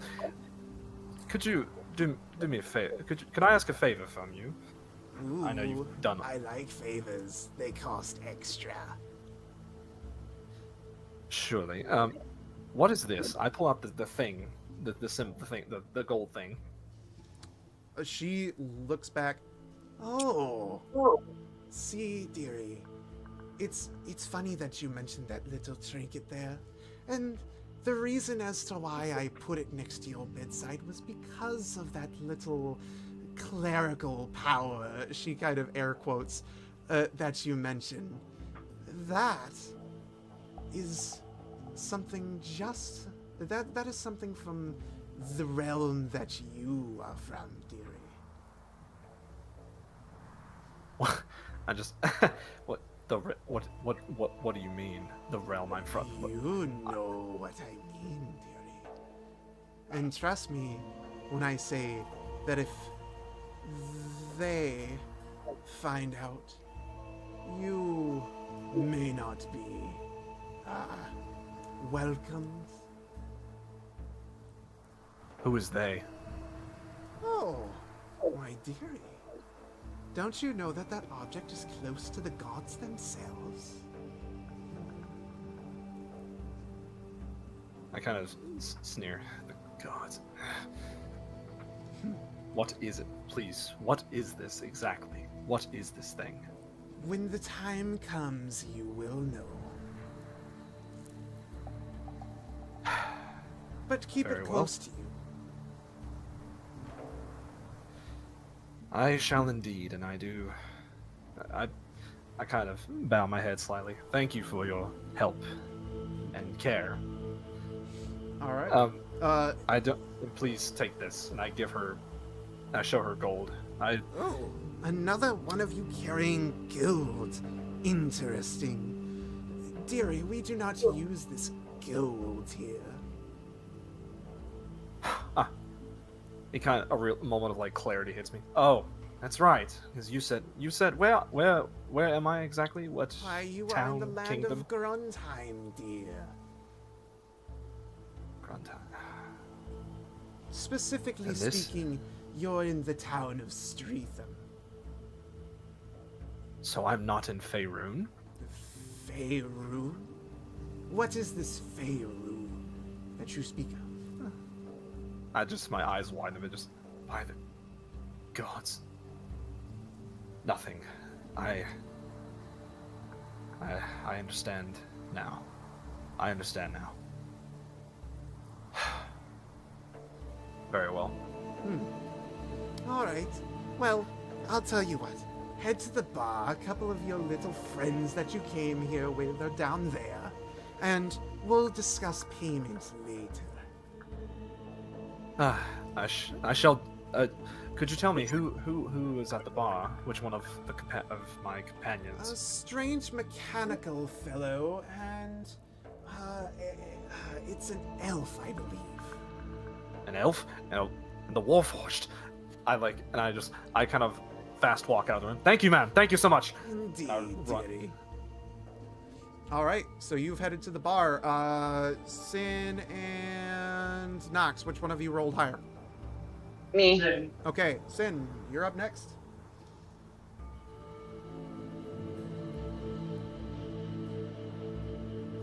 Sin just wakes up groaning, just holding her head, and that is not a visual I thought I would see.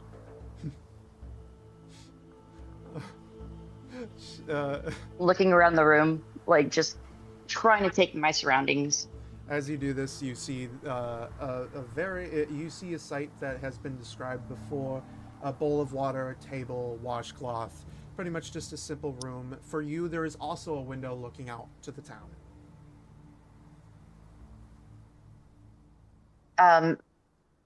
Steadying myself, I'm gonna first like splash water in my face and then kind of stumble to look out the window.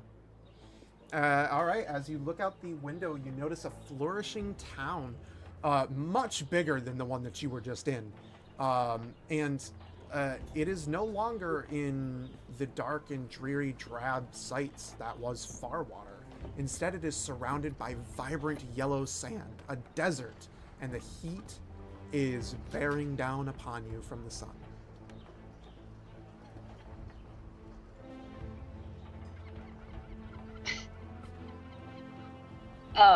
Okay. Eyes wide, as I'm taking everything in, I just kind of turn around and have this wide-eyed, odd look on my face. But the heat does kind of get to me, and I wipe my face and then immediately go, "Oh, fuck, Nox!" As you say this, the door opens to your room. Were you headed to the door? No, my back turns towards the window and my eyes straight go to the door. Okay. from the door in walks a elderly woman, white hair, looks very similar to a hag. She walks forward. Ah, good. Another one of you awake. Seems like the treatments that I did upon you worked well.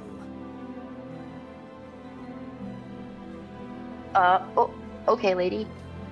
You see the big guy around here? Of course, dearie. He's in another room. He is currently resting. My hands are just kind of like trailing along behind me on the wall as I kind of scoot towards a corner. Resting. Cool. Dearie. Where at? Dearie. He's here in my tavern. There's no need to be afraid. I can sense that you are a little wary of my presence. Listen, your friends that you came here with are all down at the bar, and that big fellow is currently sleeping in the other room. I had to treat his wounds. You all fell out of the sky, for God's sake. No. I got ate by a lizard. A lizard? That is interesting. I wonder what world you came from to be eaten by a lizard. Must have been exciting. Faerun? That place again. You've mentioned it a couple times. Interesting, this Faerun. I wonder what portal took you here. What's a portal? Oh. I heard Abnormal Rita's talking about it. Oh.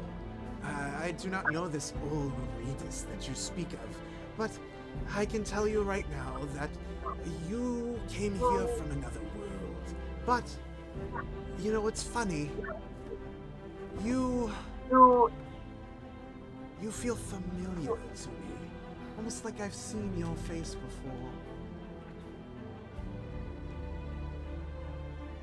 I'm definitely backing away from her even more now.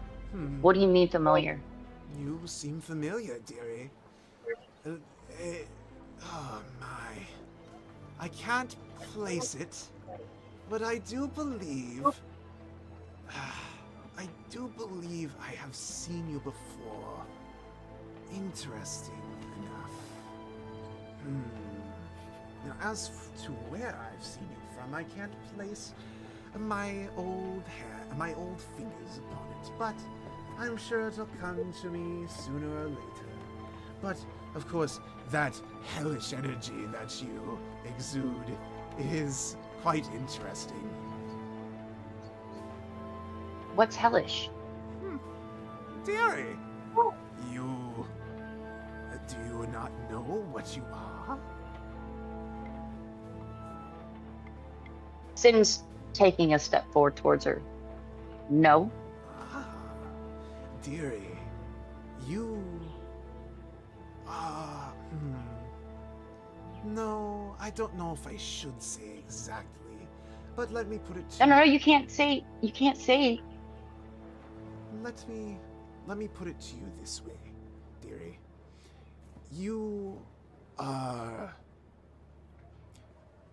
a child from a different plane of existence here. Well, what here in this world that we call, you exude hellish energy. You have a living, breathing hell inside of you. What word was this? Well, there's many names for it. There is hell in multiple. There's hell itself. There is, there's the underworld. There's a couple of other ones, and I forget what they're called. There's a bunch of them out there, dearie. They're all basically... No. For this place. What is this place? Oh, this place that you're in? Oh, well, dearie, you're in Grundheim. The world of Grundheim. To be specific, you are in a city known as Streatham.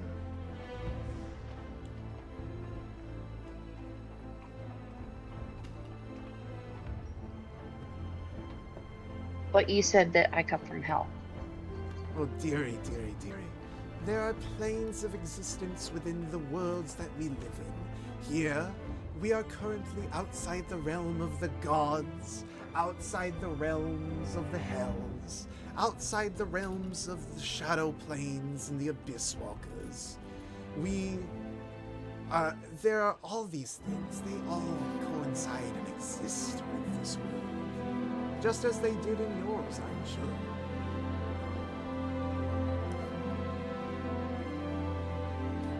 But you said I came here with friends? Indeed, you did, dearie. They're at the bar waiting for you. She kind of gestures her hand to the door. I'm going to say Sin walks out the door, but just kind of keeps an eye on her and checks down the hallways. Okay. You head to the bar. You find your way to the bar. Last up, we have Nox. Nox is going to jump up. First words out of his mouth is going to be Sin. And then he's going to immediately fall back onto the bed, onto his butt. And he's going to be like, son of a bitch, my head. You sit down on the bed, head pounding. The room kind of spins around you a little bit. In front of you is a table next to the bed with a bowl of water and a cloth rag. There is no window in your room, so you can't look out upon the town, but there is a closet. I open the closet. Inside of the closet, there is your things and effects, and that's about it. I start getting dressed again. All right. You dress, and as you finish dressing, the door to your room opens. My, I wonder if this one is awake too. Let's see.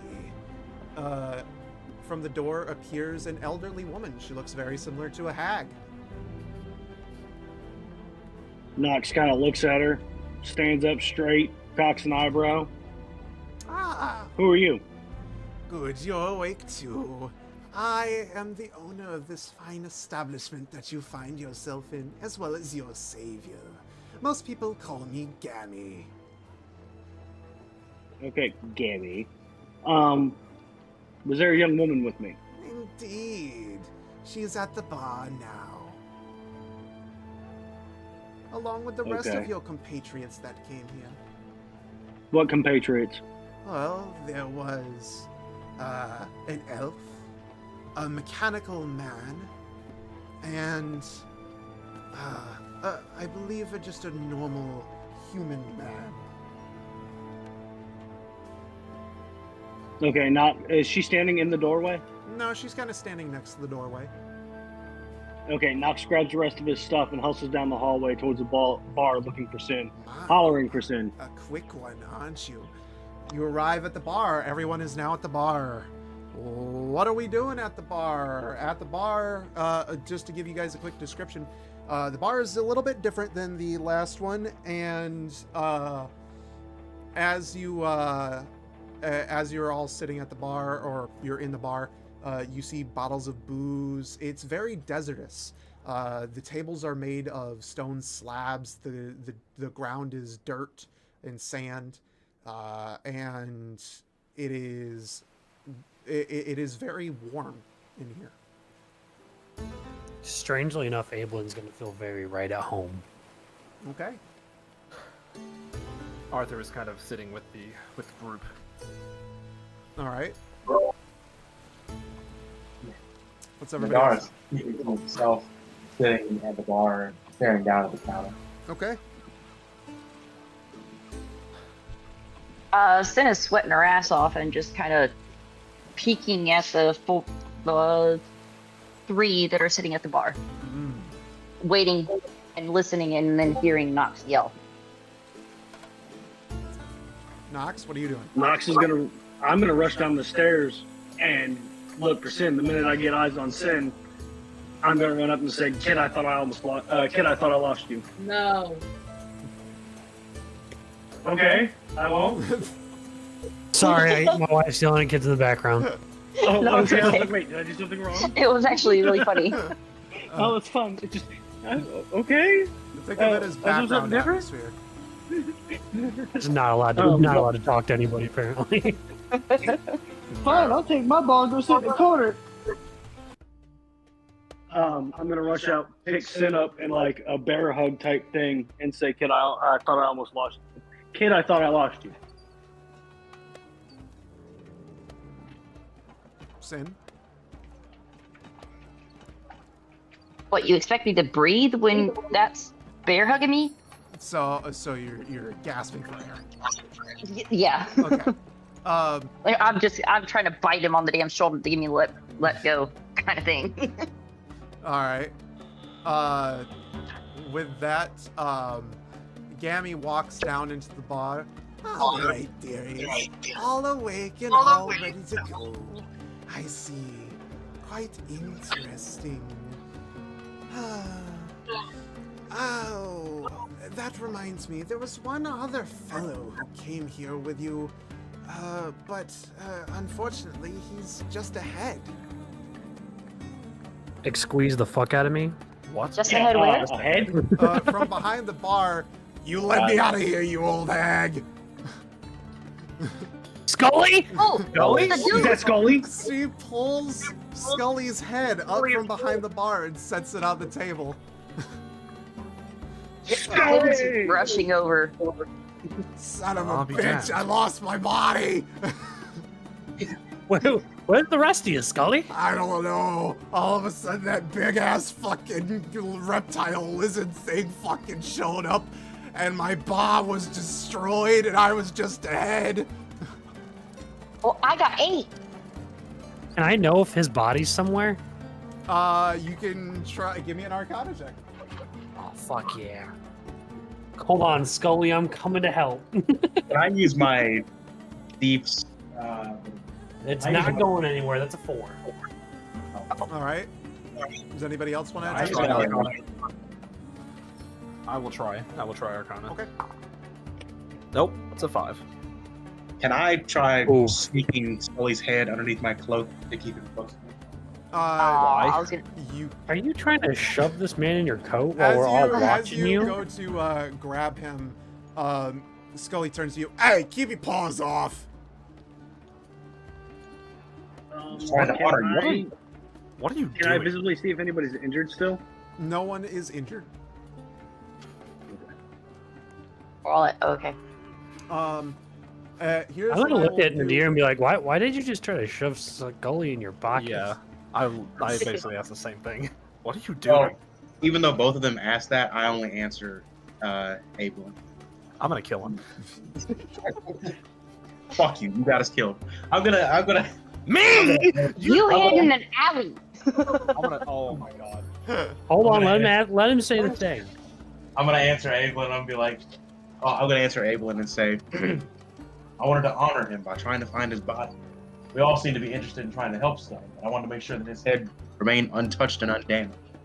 Can you try to investigate a little before you just shove him in your pocket? It's a little weird. Children, in his children, pocket or was it in his children. pants? Listen.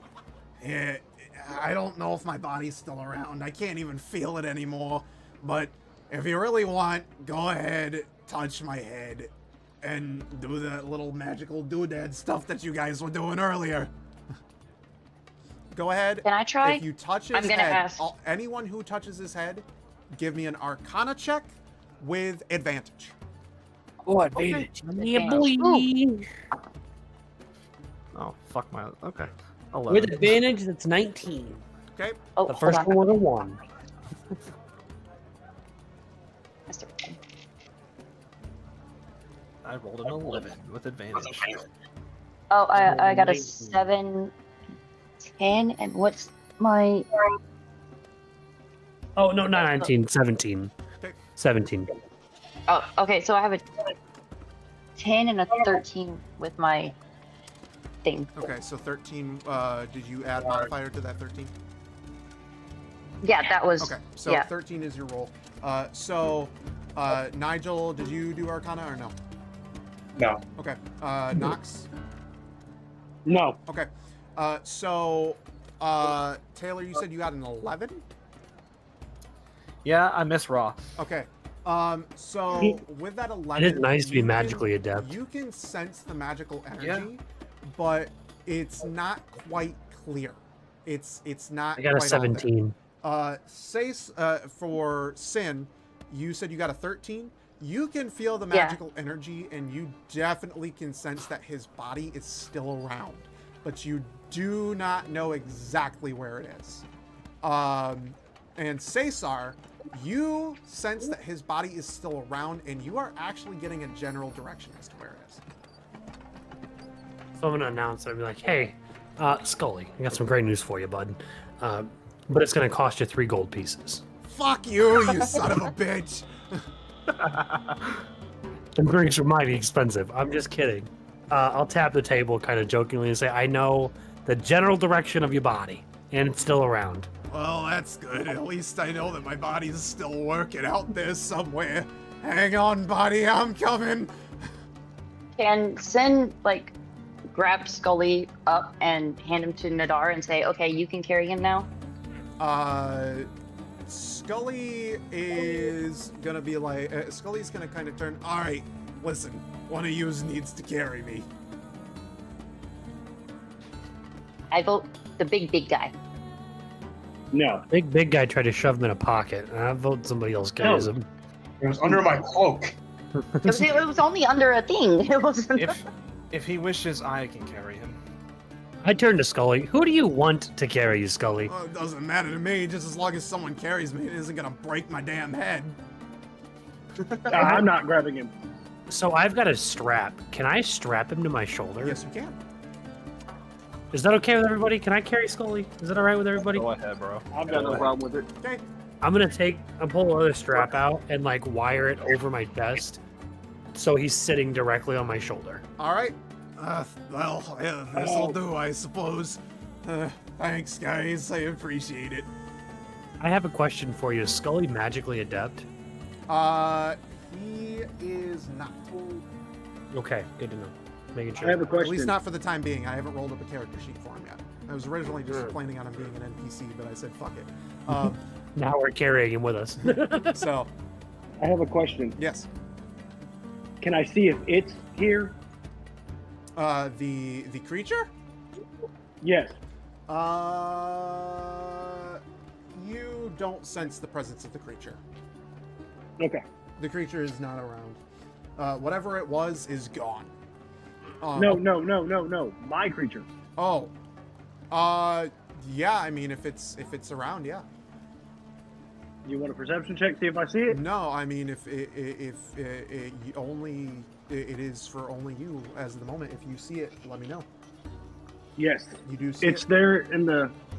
Okay. It's there in the shadows. I just kind of nod to it. Everybody, do me a flavor with that. Give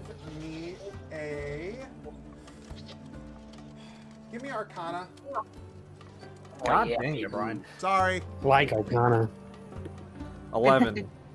That's at 11 for me too. 11 and 11. You don't do it.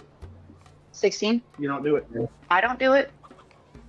Oh, okay, never mind. I guess. What did we say that it was? Yeah, I thought you said it was like 14 or higher. I think it. Oh man, Christ alive. Let's say that you have to beat a 13 Okay. for that. So 11. 11. okay. So who got us like a 16? No. No. No one. Sin. Sin did? Yes, Me, but apparently I already wasn't knows. supposed to roll, so. No. If you are in the room, I wanted you to roll Arcana. Oh, okay. So Nigel, what'd you get? 10. 10. 10. Okay. Out of all of you, Sin, you notice a strange magical presence around you as it almost feels like something stalking you from the shadows.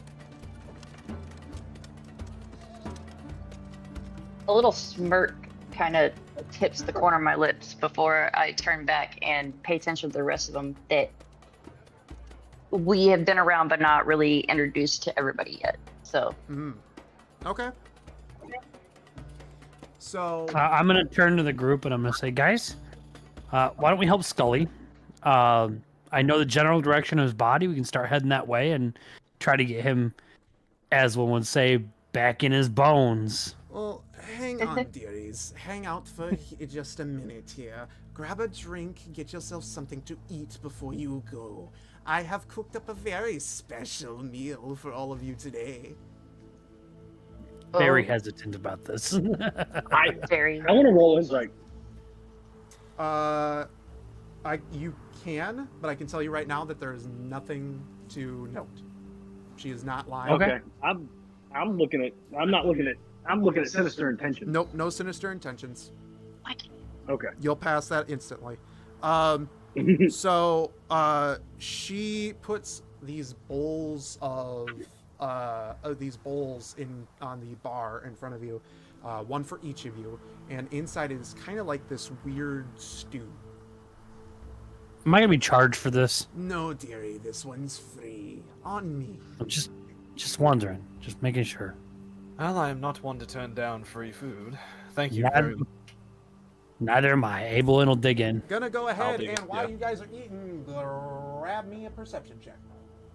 Motherfucker, I knew I shouldn't have eaten it. I don't even eat it. It's yet. perception. I 18. haven't even touched 11. anything yet. 18, 11. Honey, verify it. 14. Natural 20. Nat 20. Right in the corner there.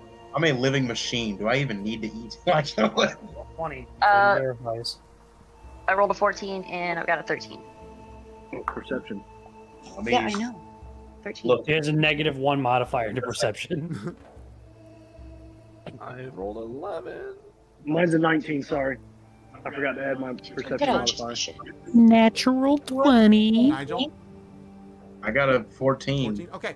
Everybody, you notice a man draped in armor just so happens to get up and leave the bar after seeing you guys with Scully.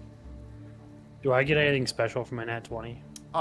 In particular, you notice that this man is exuding some strange power.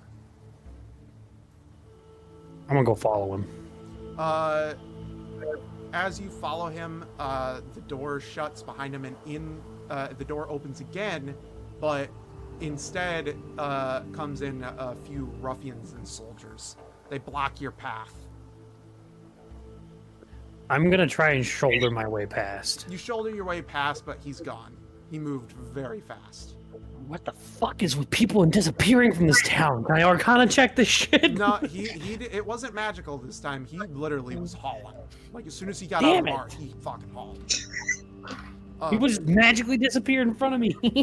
The people blocked your path.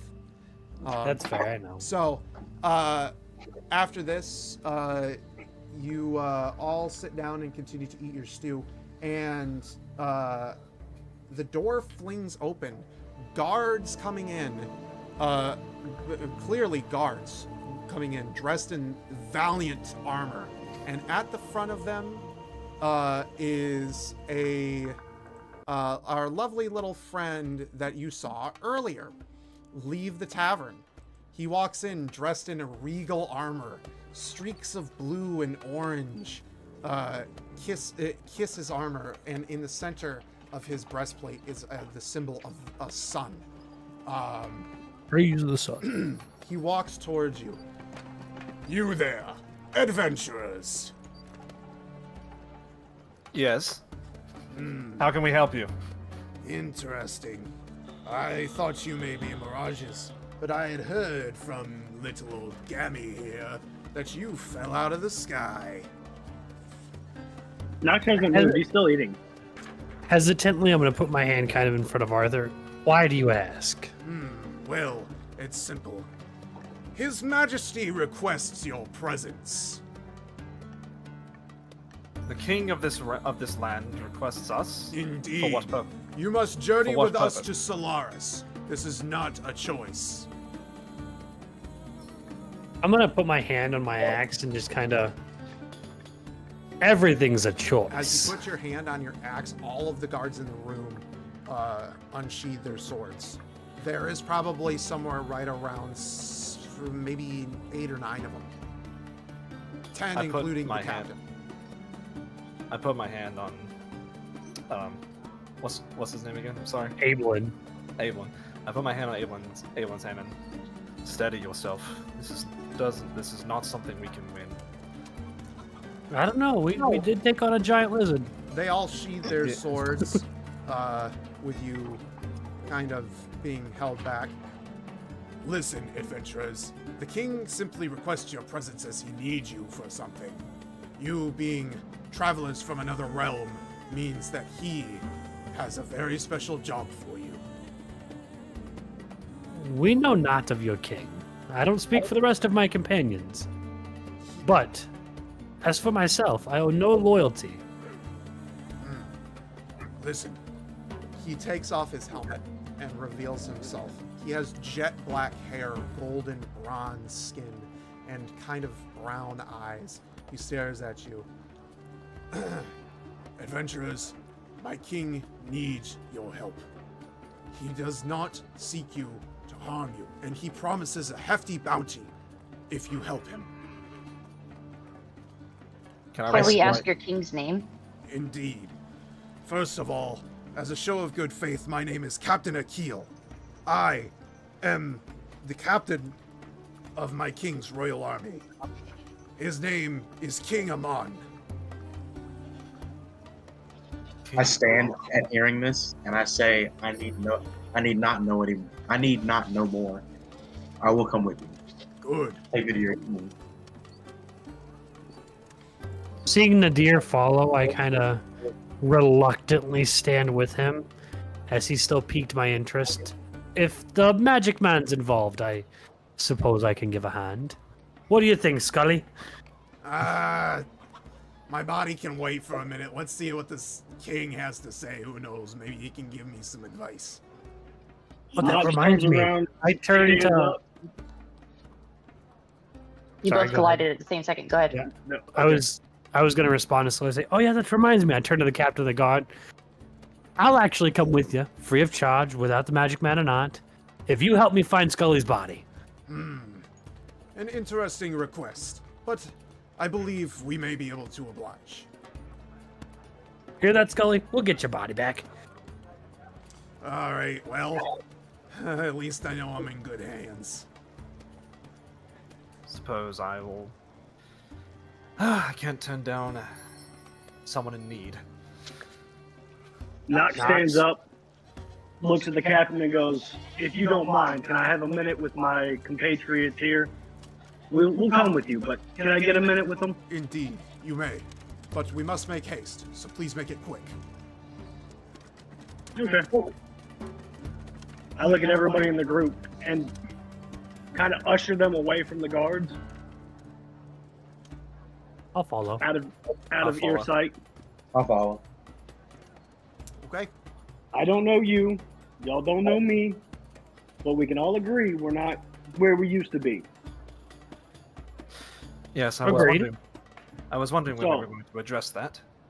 Why don't we, as a group right here, have each other's backs? Start the trust here. We don't know them. We could be screwed. You got my back, I got yours. I'll fight for who fights for me. That's an understandable request. Is protect Sin. I will happily give my life to protect all of you. No questions asked. Though I don't know you, I will protect you. We're kind of stuck here, so I'll oblige. I'm in agreement as well. Okay. So Knox turns around, looks at which one of y'all want to lead us to follow him? It is 1 a.m. I understand. We're going to go to 1:30.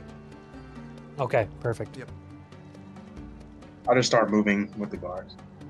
I go with the guards. Okay. I do as well. All right. I follow the rear. Can I ask you, are we heading in the direction of Scully's body with the guards? Indeed we are. Awesome. As the guards lead you, you walk through the city. A bustling market, plenty of townhomes, hundreds of different areas. This is a little bit of an idea as to where you are. You are down here at the Midnight Moon Tavern and Inn. and you are now venturing out and up this way to this little area known as the crossing. As you walk up to the crossing, you notice two massive buildings. These are structures that are only heard of in fairy tales from where you come from. Bigger than the churches, bigger than the temples, bigger than anything that you've ever seen. This is like something from an ancient civilization.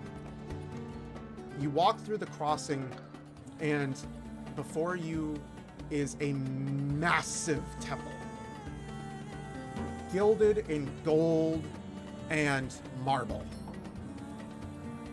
The Captain Akil walks up to the entrance, and he stands at it. This way, adventurers. We're almost there. Guards, remain here. The guard party. As we're walking with this, oops, sorry. No, you're good. As we're walking with this man, can I ask a question about the gold plating?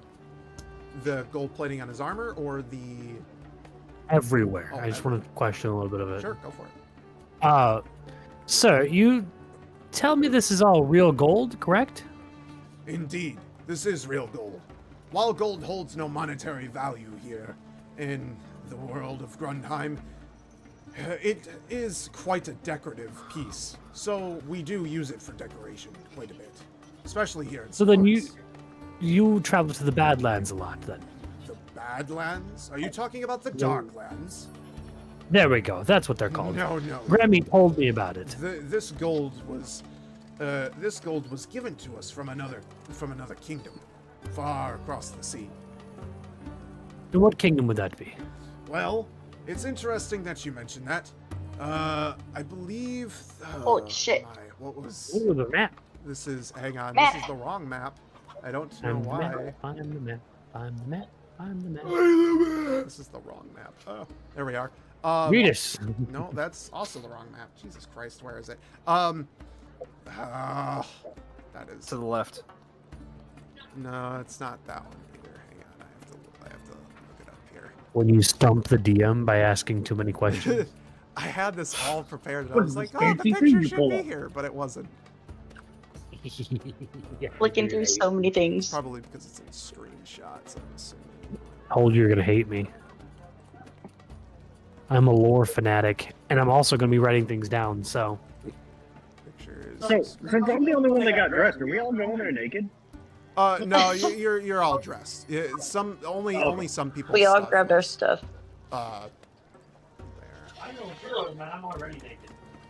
There we go. I'm gonna All I open this got up. on, So this is. I'm about to be there. This is. all I got on are some shorts, and I don't wear a shirt. I wear a leather strap, and now I got a strap for Scully. So This is your world map. Here you are. Okay. So the kingdom is more of a society. It is more of a society. It is known as Motivos Aztecas.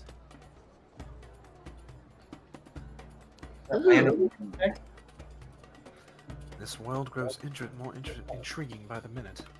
So you he- say that they equal gold. Not gold. What'd you say? You say that they have a lot of gold, then, sir. Not necessarily. Most gold was mined away or is extremely difficult to find. They may have some down there, but the chances of it are low. Well, you said that they gifted you this gold, as I'm looking around at tons of gold everywhere. This town, sir, was built hundreds of years ago. Ah, I see. I'll quiet myself down for now. Okay.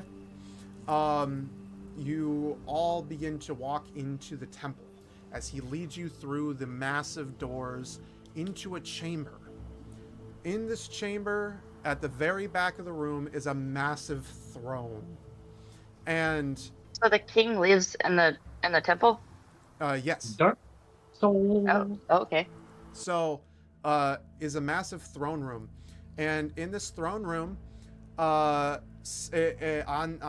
his throne sits none other than the king. Captain Akil leads you in, and then he kneels down onto one leg, and bows his head. My liege, I bring you the adventurers that you have asked for. Anything that you guys want to do? Arthur will bend the knee and bow his head. Yeah, Sin's just waving. Ablin's not bending a knee. He's going to ask a few questions. Okay. Nadar is going to step forward to the king and get close to him in a non-threatening way.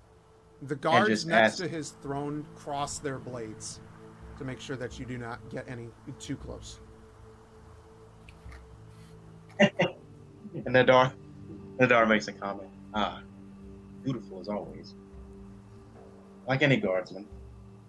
And then he looks down at the king, seated, and asks him, "How long have you reigned in this land?" That you will find out soon, adventurers.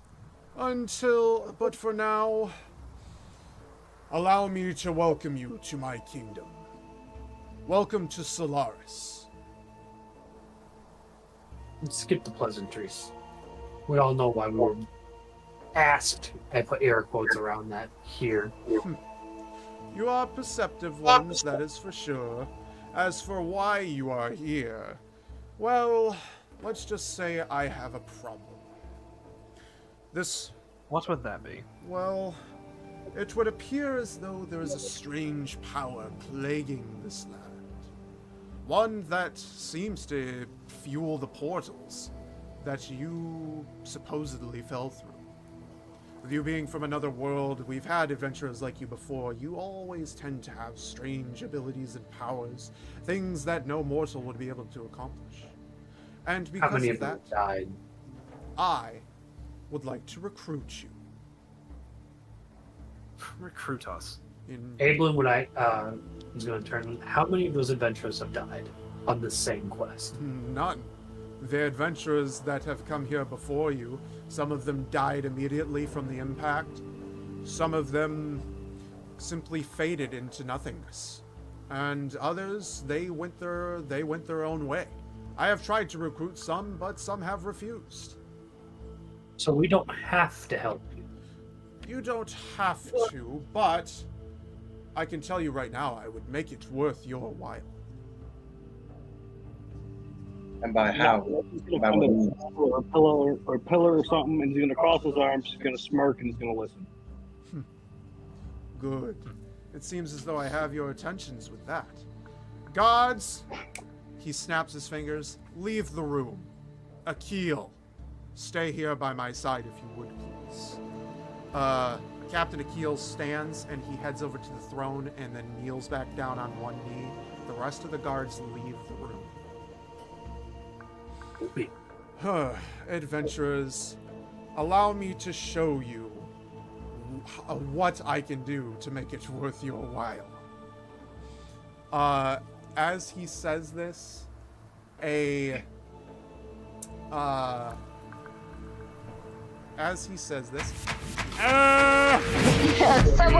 Subway ads!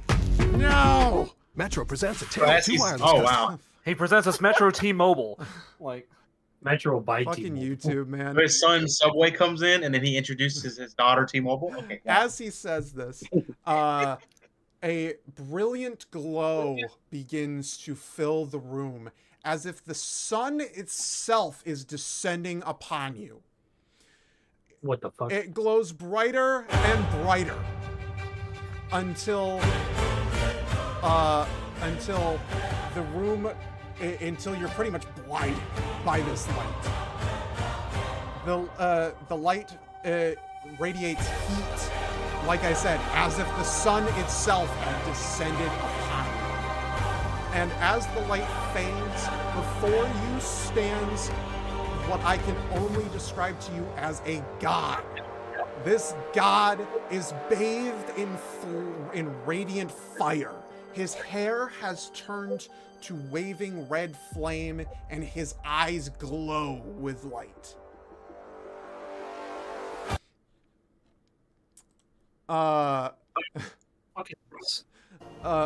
Adventurers, I am no mere king, but before you stands Ra, god of the sun.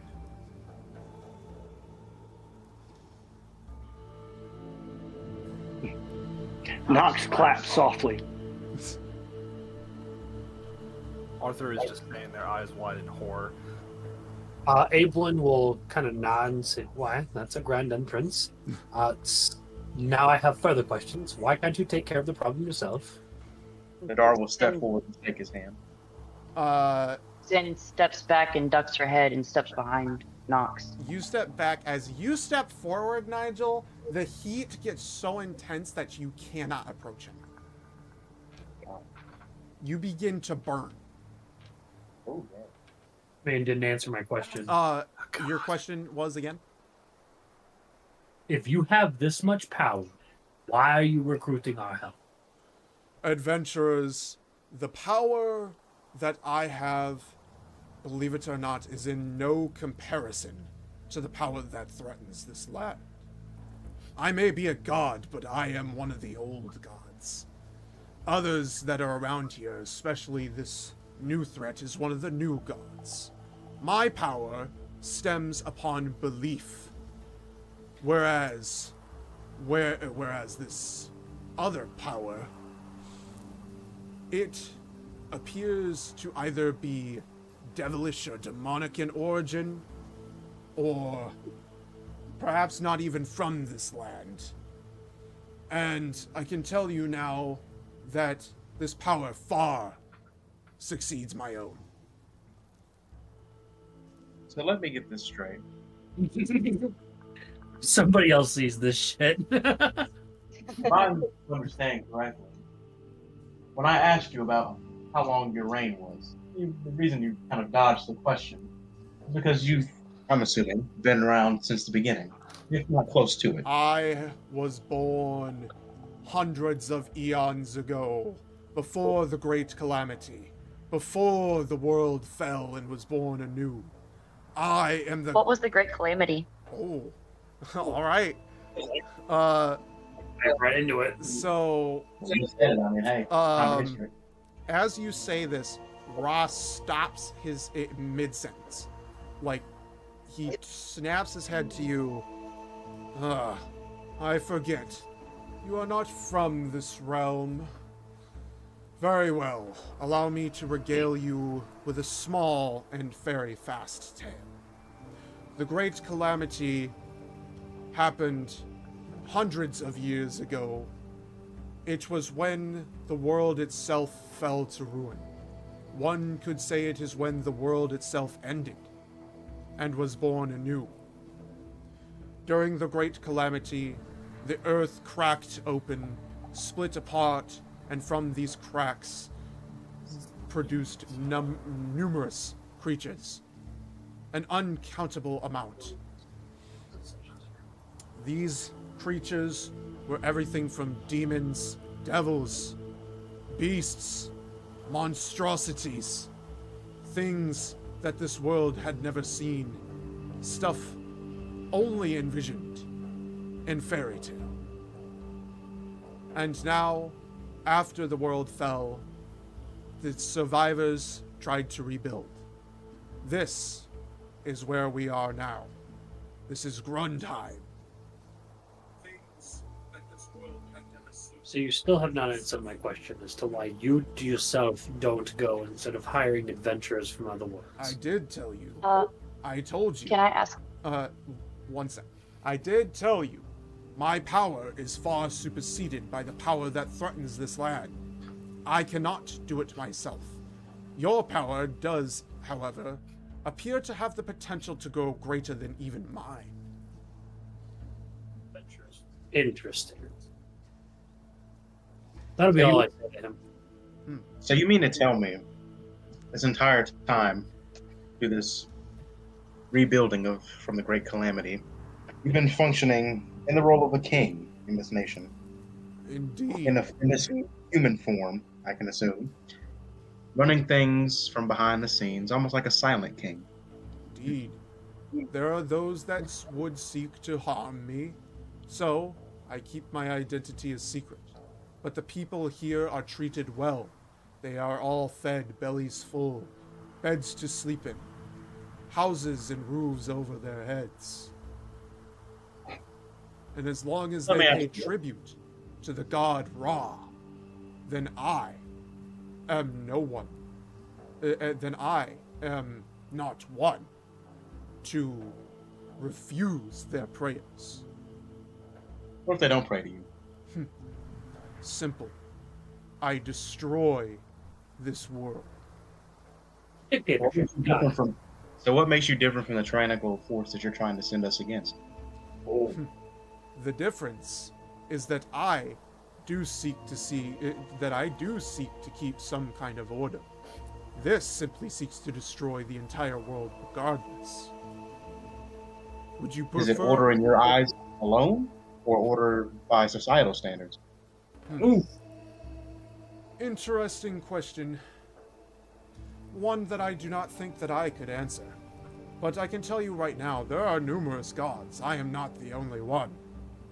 There are hundreds, if not thousands of gods, all with the power to, in some way...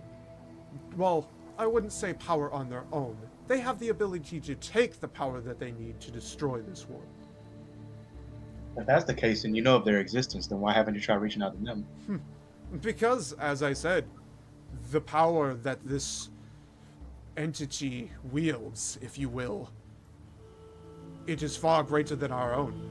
Even though we have the ability to destroy the world, or at least we have the ability to take it, this thing already has the power. I'm gonna say that Sting kind of clears her throat and like steps out from behind Nox. You've been around so long, but this is new. Indeed. Would you say it's new as in it came about with the Great Calamity? Indeed. It has been growing slowly over time, at first starting as a minor nuisance. But now it has grown into a force far greater than any of us could have ever envisioned. But I have a question. Great Ra. He turns his head to you. Ah, good. Someone with a monicum of respect for a god such as myself. Speak! What exactly is this threat? That is not a question I can answer. For not even I know exactly what it is. Because before we were sent to this world, we were killed by a monstrosity of ungodly power, the likes of which I have never seen in all my years of life. Ah, yes. You speak of a creature that is connected to this. I can tell. Probably the thing that sent you here. Are we by Scully's bones? You'll find out soon. Let me finish this though, because we are starting to run out of time, and I need to finish this up. I have no further questions. Okay. I have one question. Yeah, go for it. Is there some way, especially with the magic users in our group, we can do some type of arcana check to distinguish or have a hint of what this force may be, since this god does not know? Me and Taylor know about it. We felt it. You cannot really discern this magical energy because it's not around. The only magical energy that you're sensing right now is the energy that's directly in front of you. And it's everywhere, whether you make an arcana check or not. Would we sense this energy? Would the energy he's speaking of remind us of the energy me and Ra sensed before the lizard thing? Yes. Are we sure we're alone? Because I don't know. Being in a king's chamber, I'm pretty sure somebody's going to be trying to listen in. The only one that is there is you, the Captain Akil, and Ra. Could I ask one more question? Sure, go for it. Are you the reason we're here? No, that was not up to me. Like I said, this power, this entity, it has been causing these rifts. That much I know. It pulled you here, whatever it was. Didn't it speak to us? Speak to you? It spoke to you? And Y'all it heard told that us too? We're having another chance. And we were taken too soon, but if we die here, we're dead for reals. Yes, I vaguely remember that as well. So the entity I has heard a that voice. as well. This is not my doing, but It does indeed sound like another god. Then maybe you were pulled here by something else, not this entity. Perhaps this other god seek to bring you here to stop this evil. Do you know of any other gods that have the ability to traverse the multiverse? There are hundreds, if not thousands. Who's your name, Fine? And whatever this thing is has all of you scared. Indeed. I have conversed with fellow gods. One of them, I may be able to have you reach soon. But his name is Tsukuyomi, god of the moon.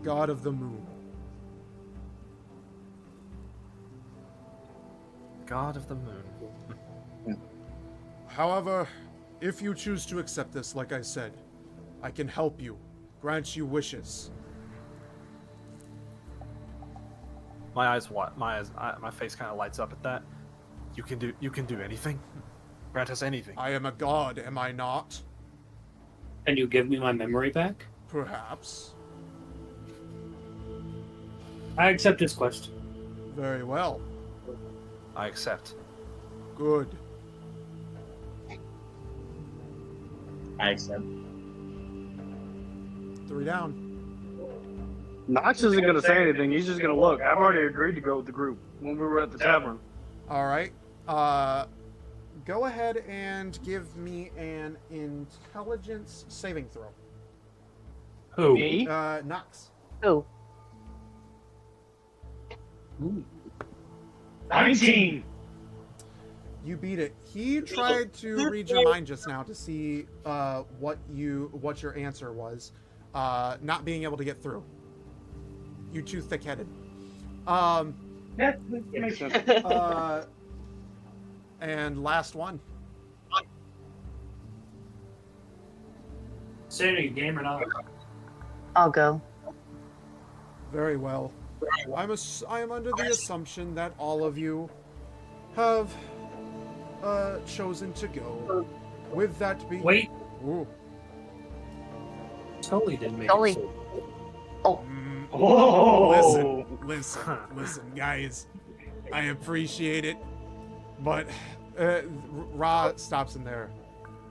Skeleton, you are interesting to me.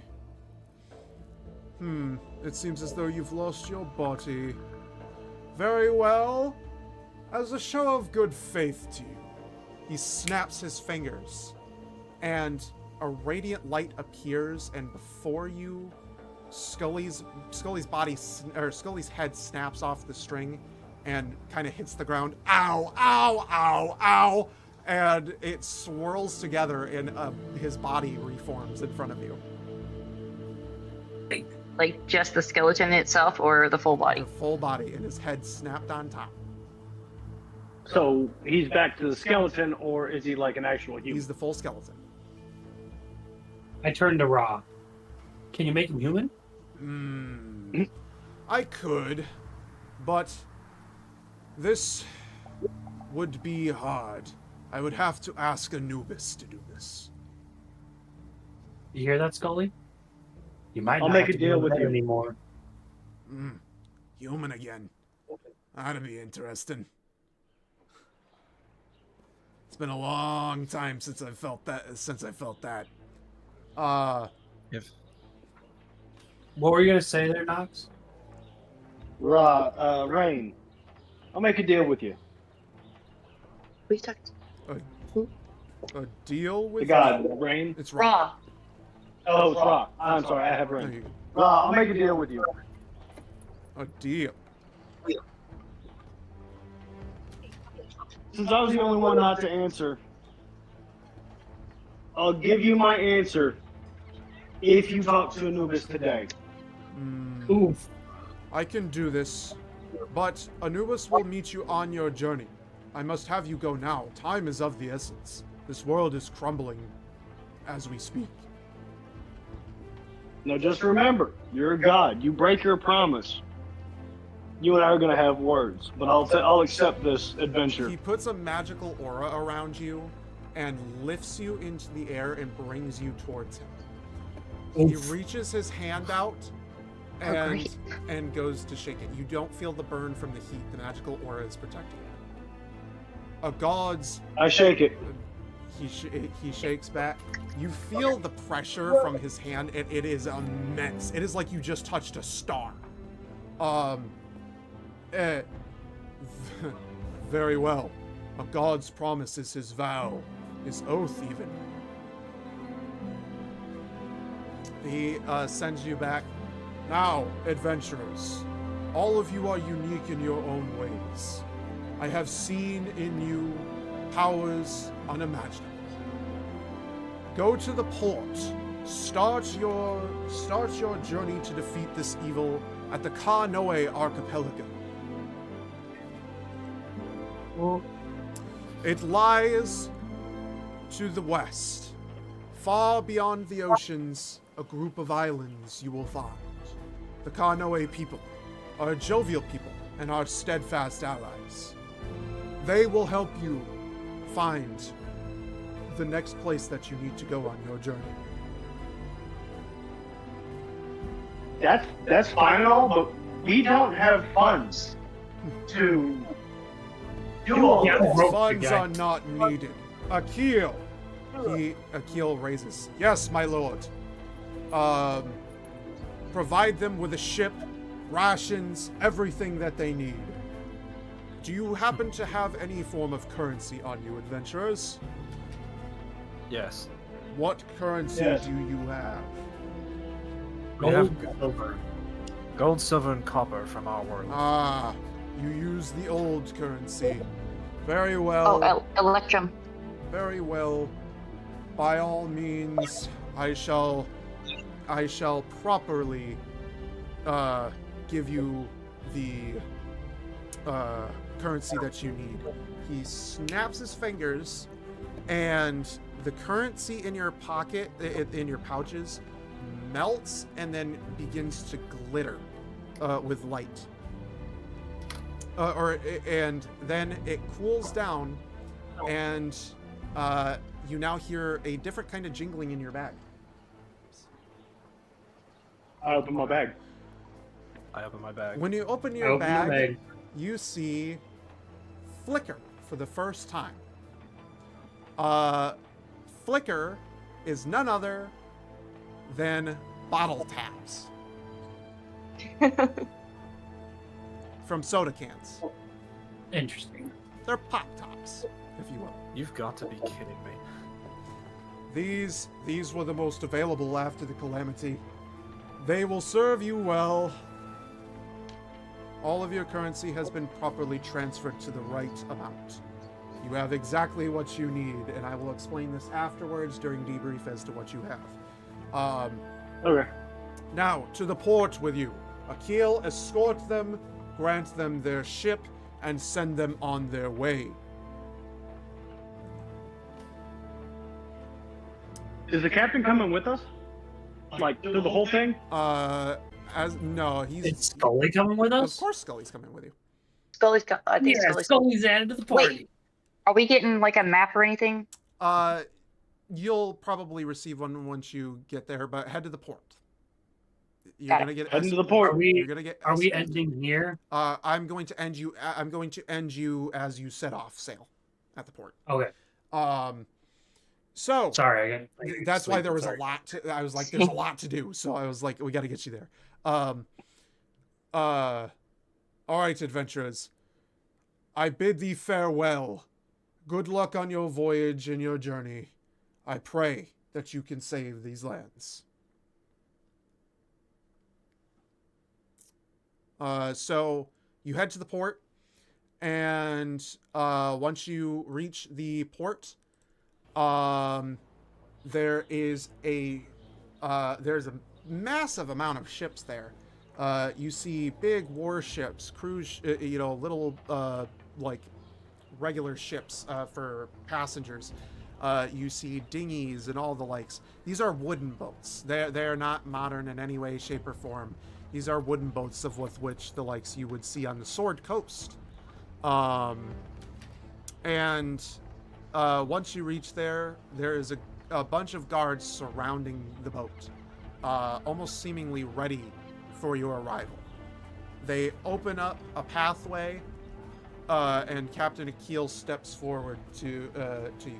Adventurers, it is good to see that you did this for Ra. We are all in your debt if you manage to pull this off. Save our world. Save Grundheim. He extends a hand,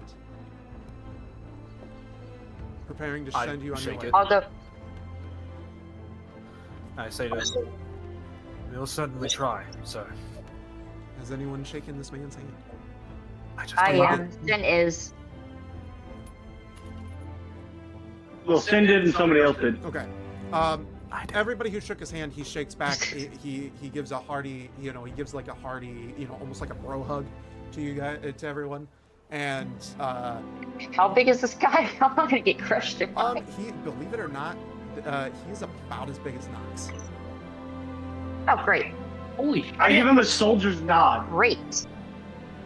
That's going in notes. He nods back to you. All of you step upon the ship. And with this, you have set sail. You are on your way.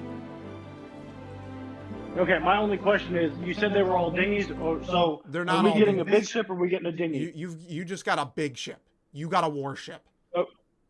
Nice. Okay. Perfect. Cannons and shit. Yep. Nice. So, and with that, we will end there. Very nice. Very nice. I like. All right. All right, let's hit a debrief because I gotta get. Yes, we are going to do debrief real fast. I'm gonna go ahead and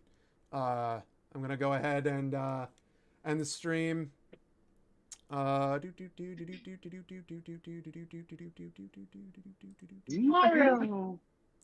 the fuck is my goddamn?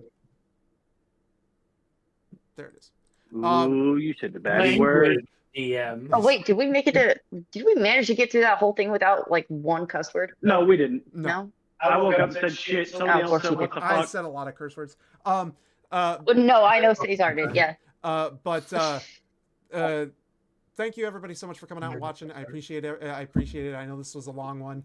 It'll probably be a little shorter next time, with a little bit less to do. There was just a lot to introduce in this first session, but as per usual, we will be here 10 to 10:30 p.m. Eastern Standard Time every Saturday. And if you guys enjoyed, please make sure that you click that like button, smash that subscribe button, and as always, if you want notifications for whenever I'll ever put out new videos, make sure that you ring that little bell icon on your screen.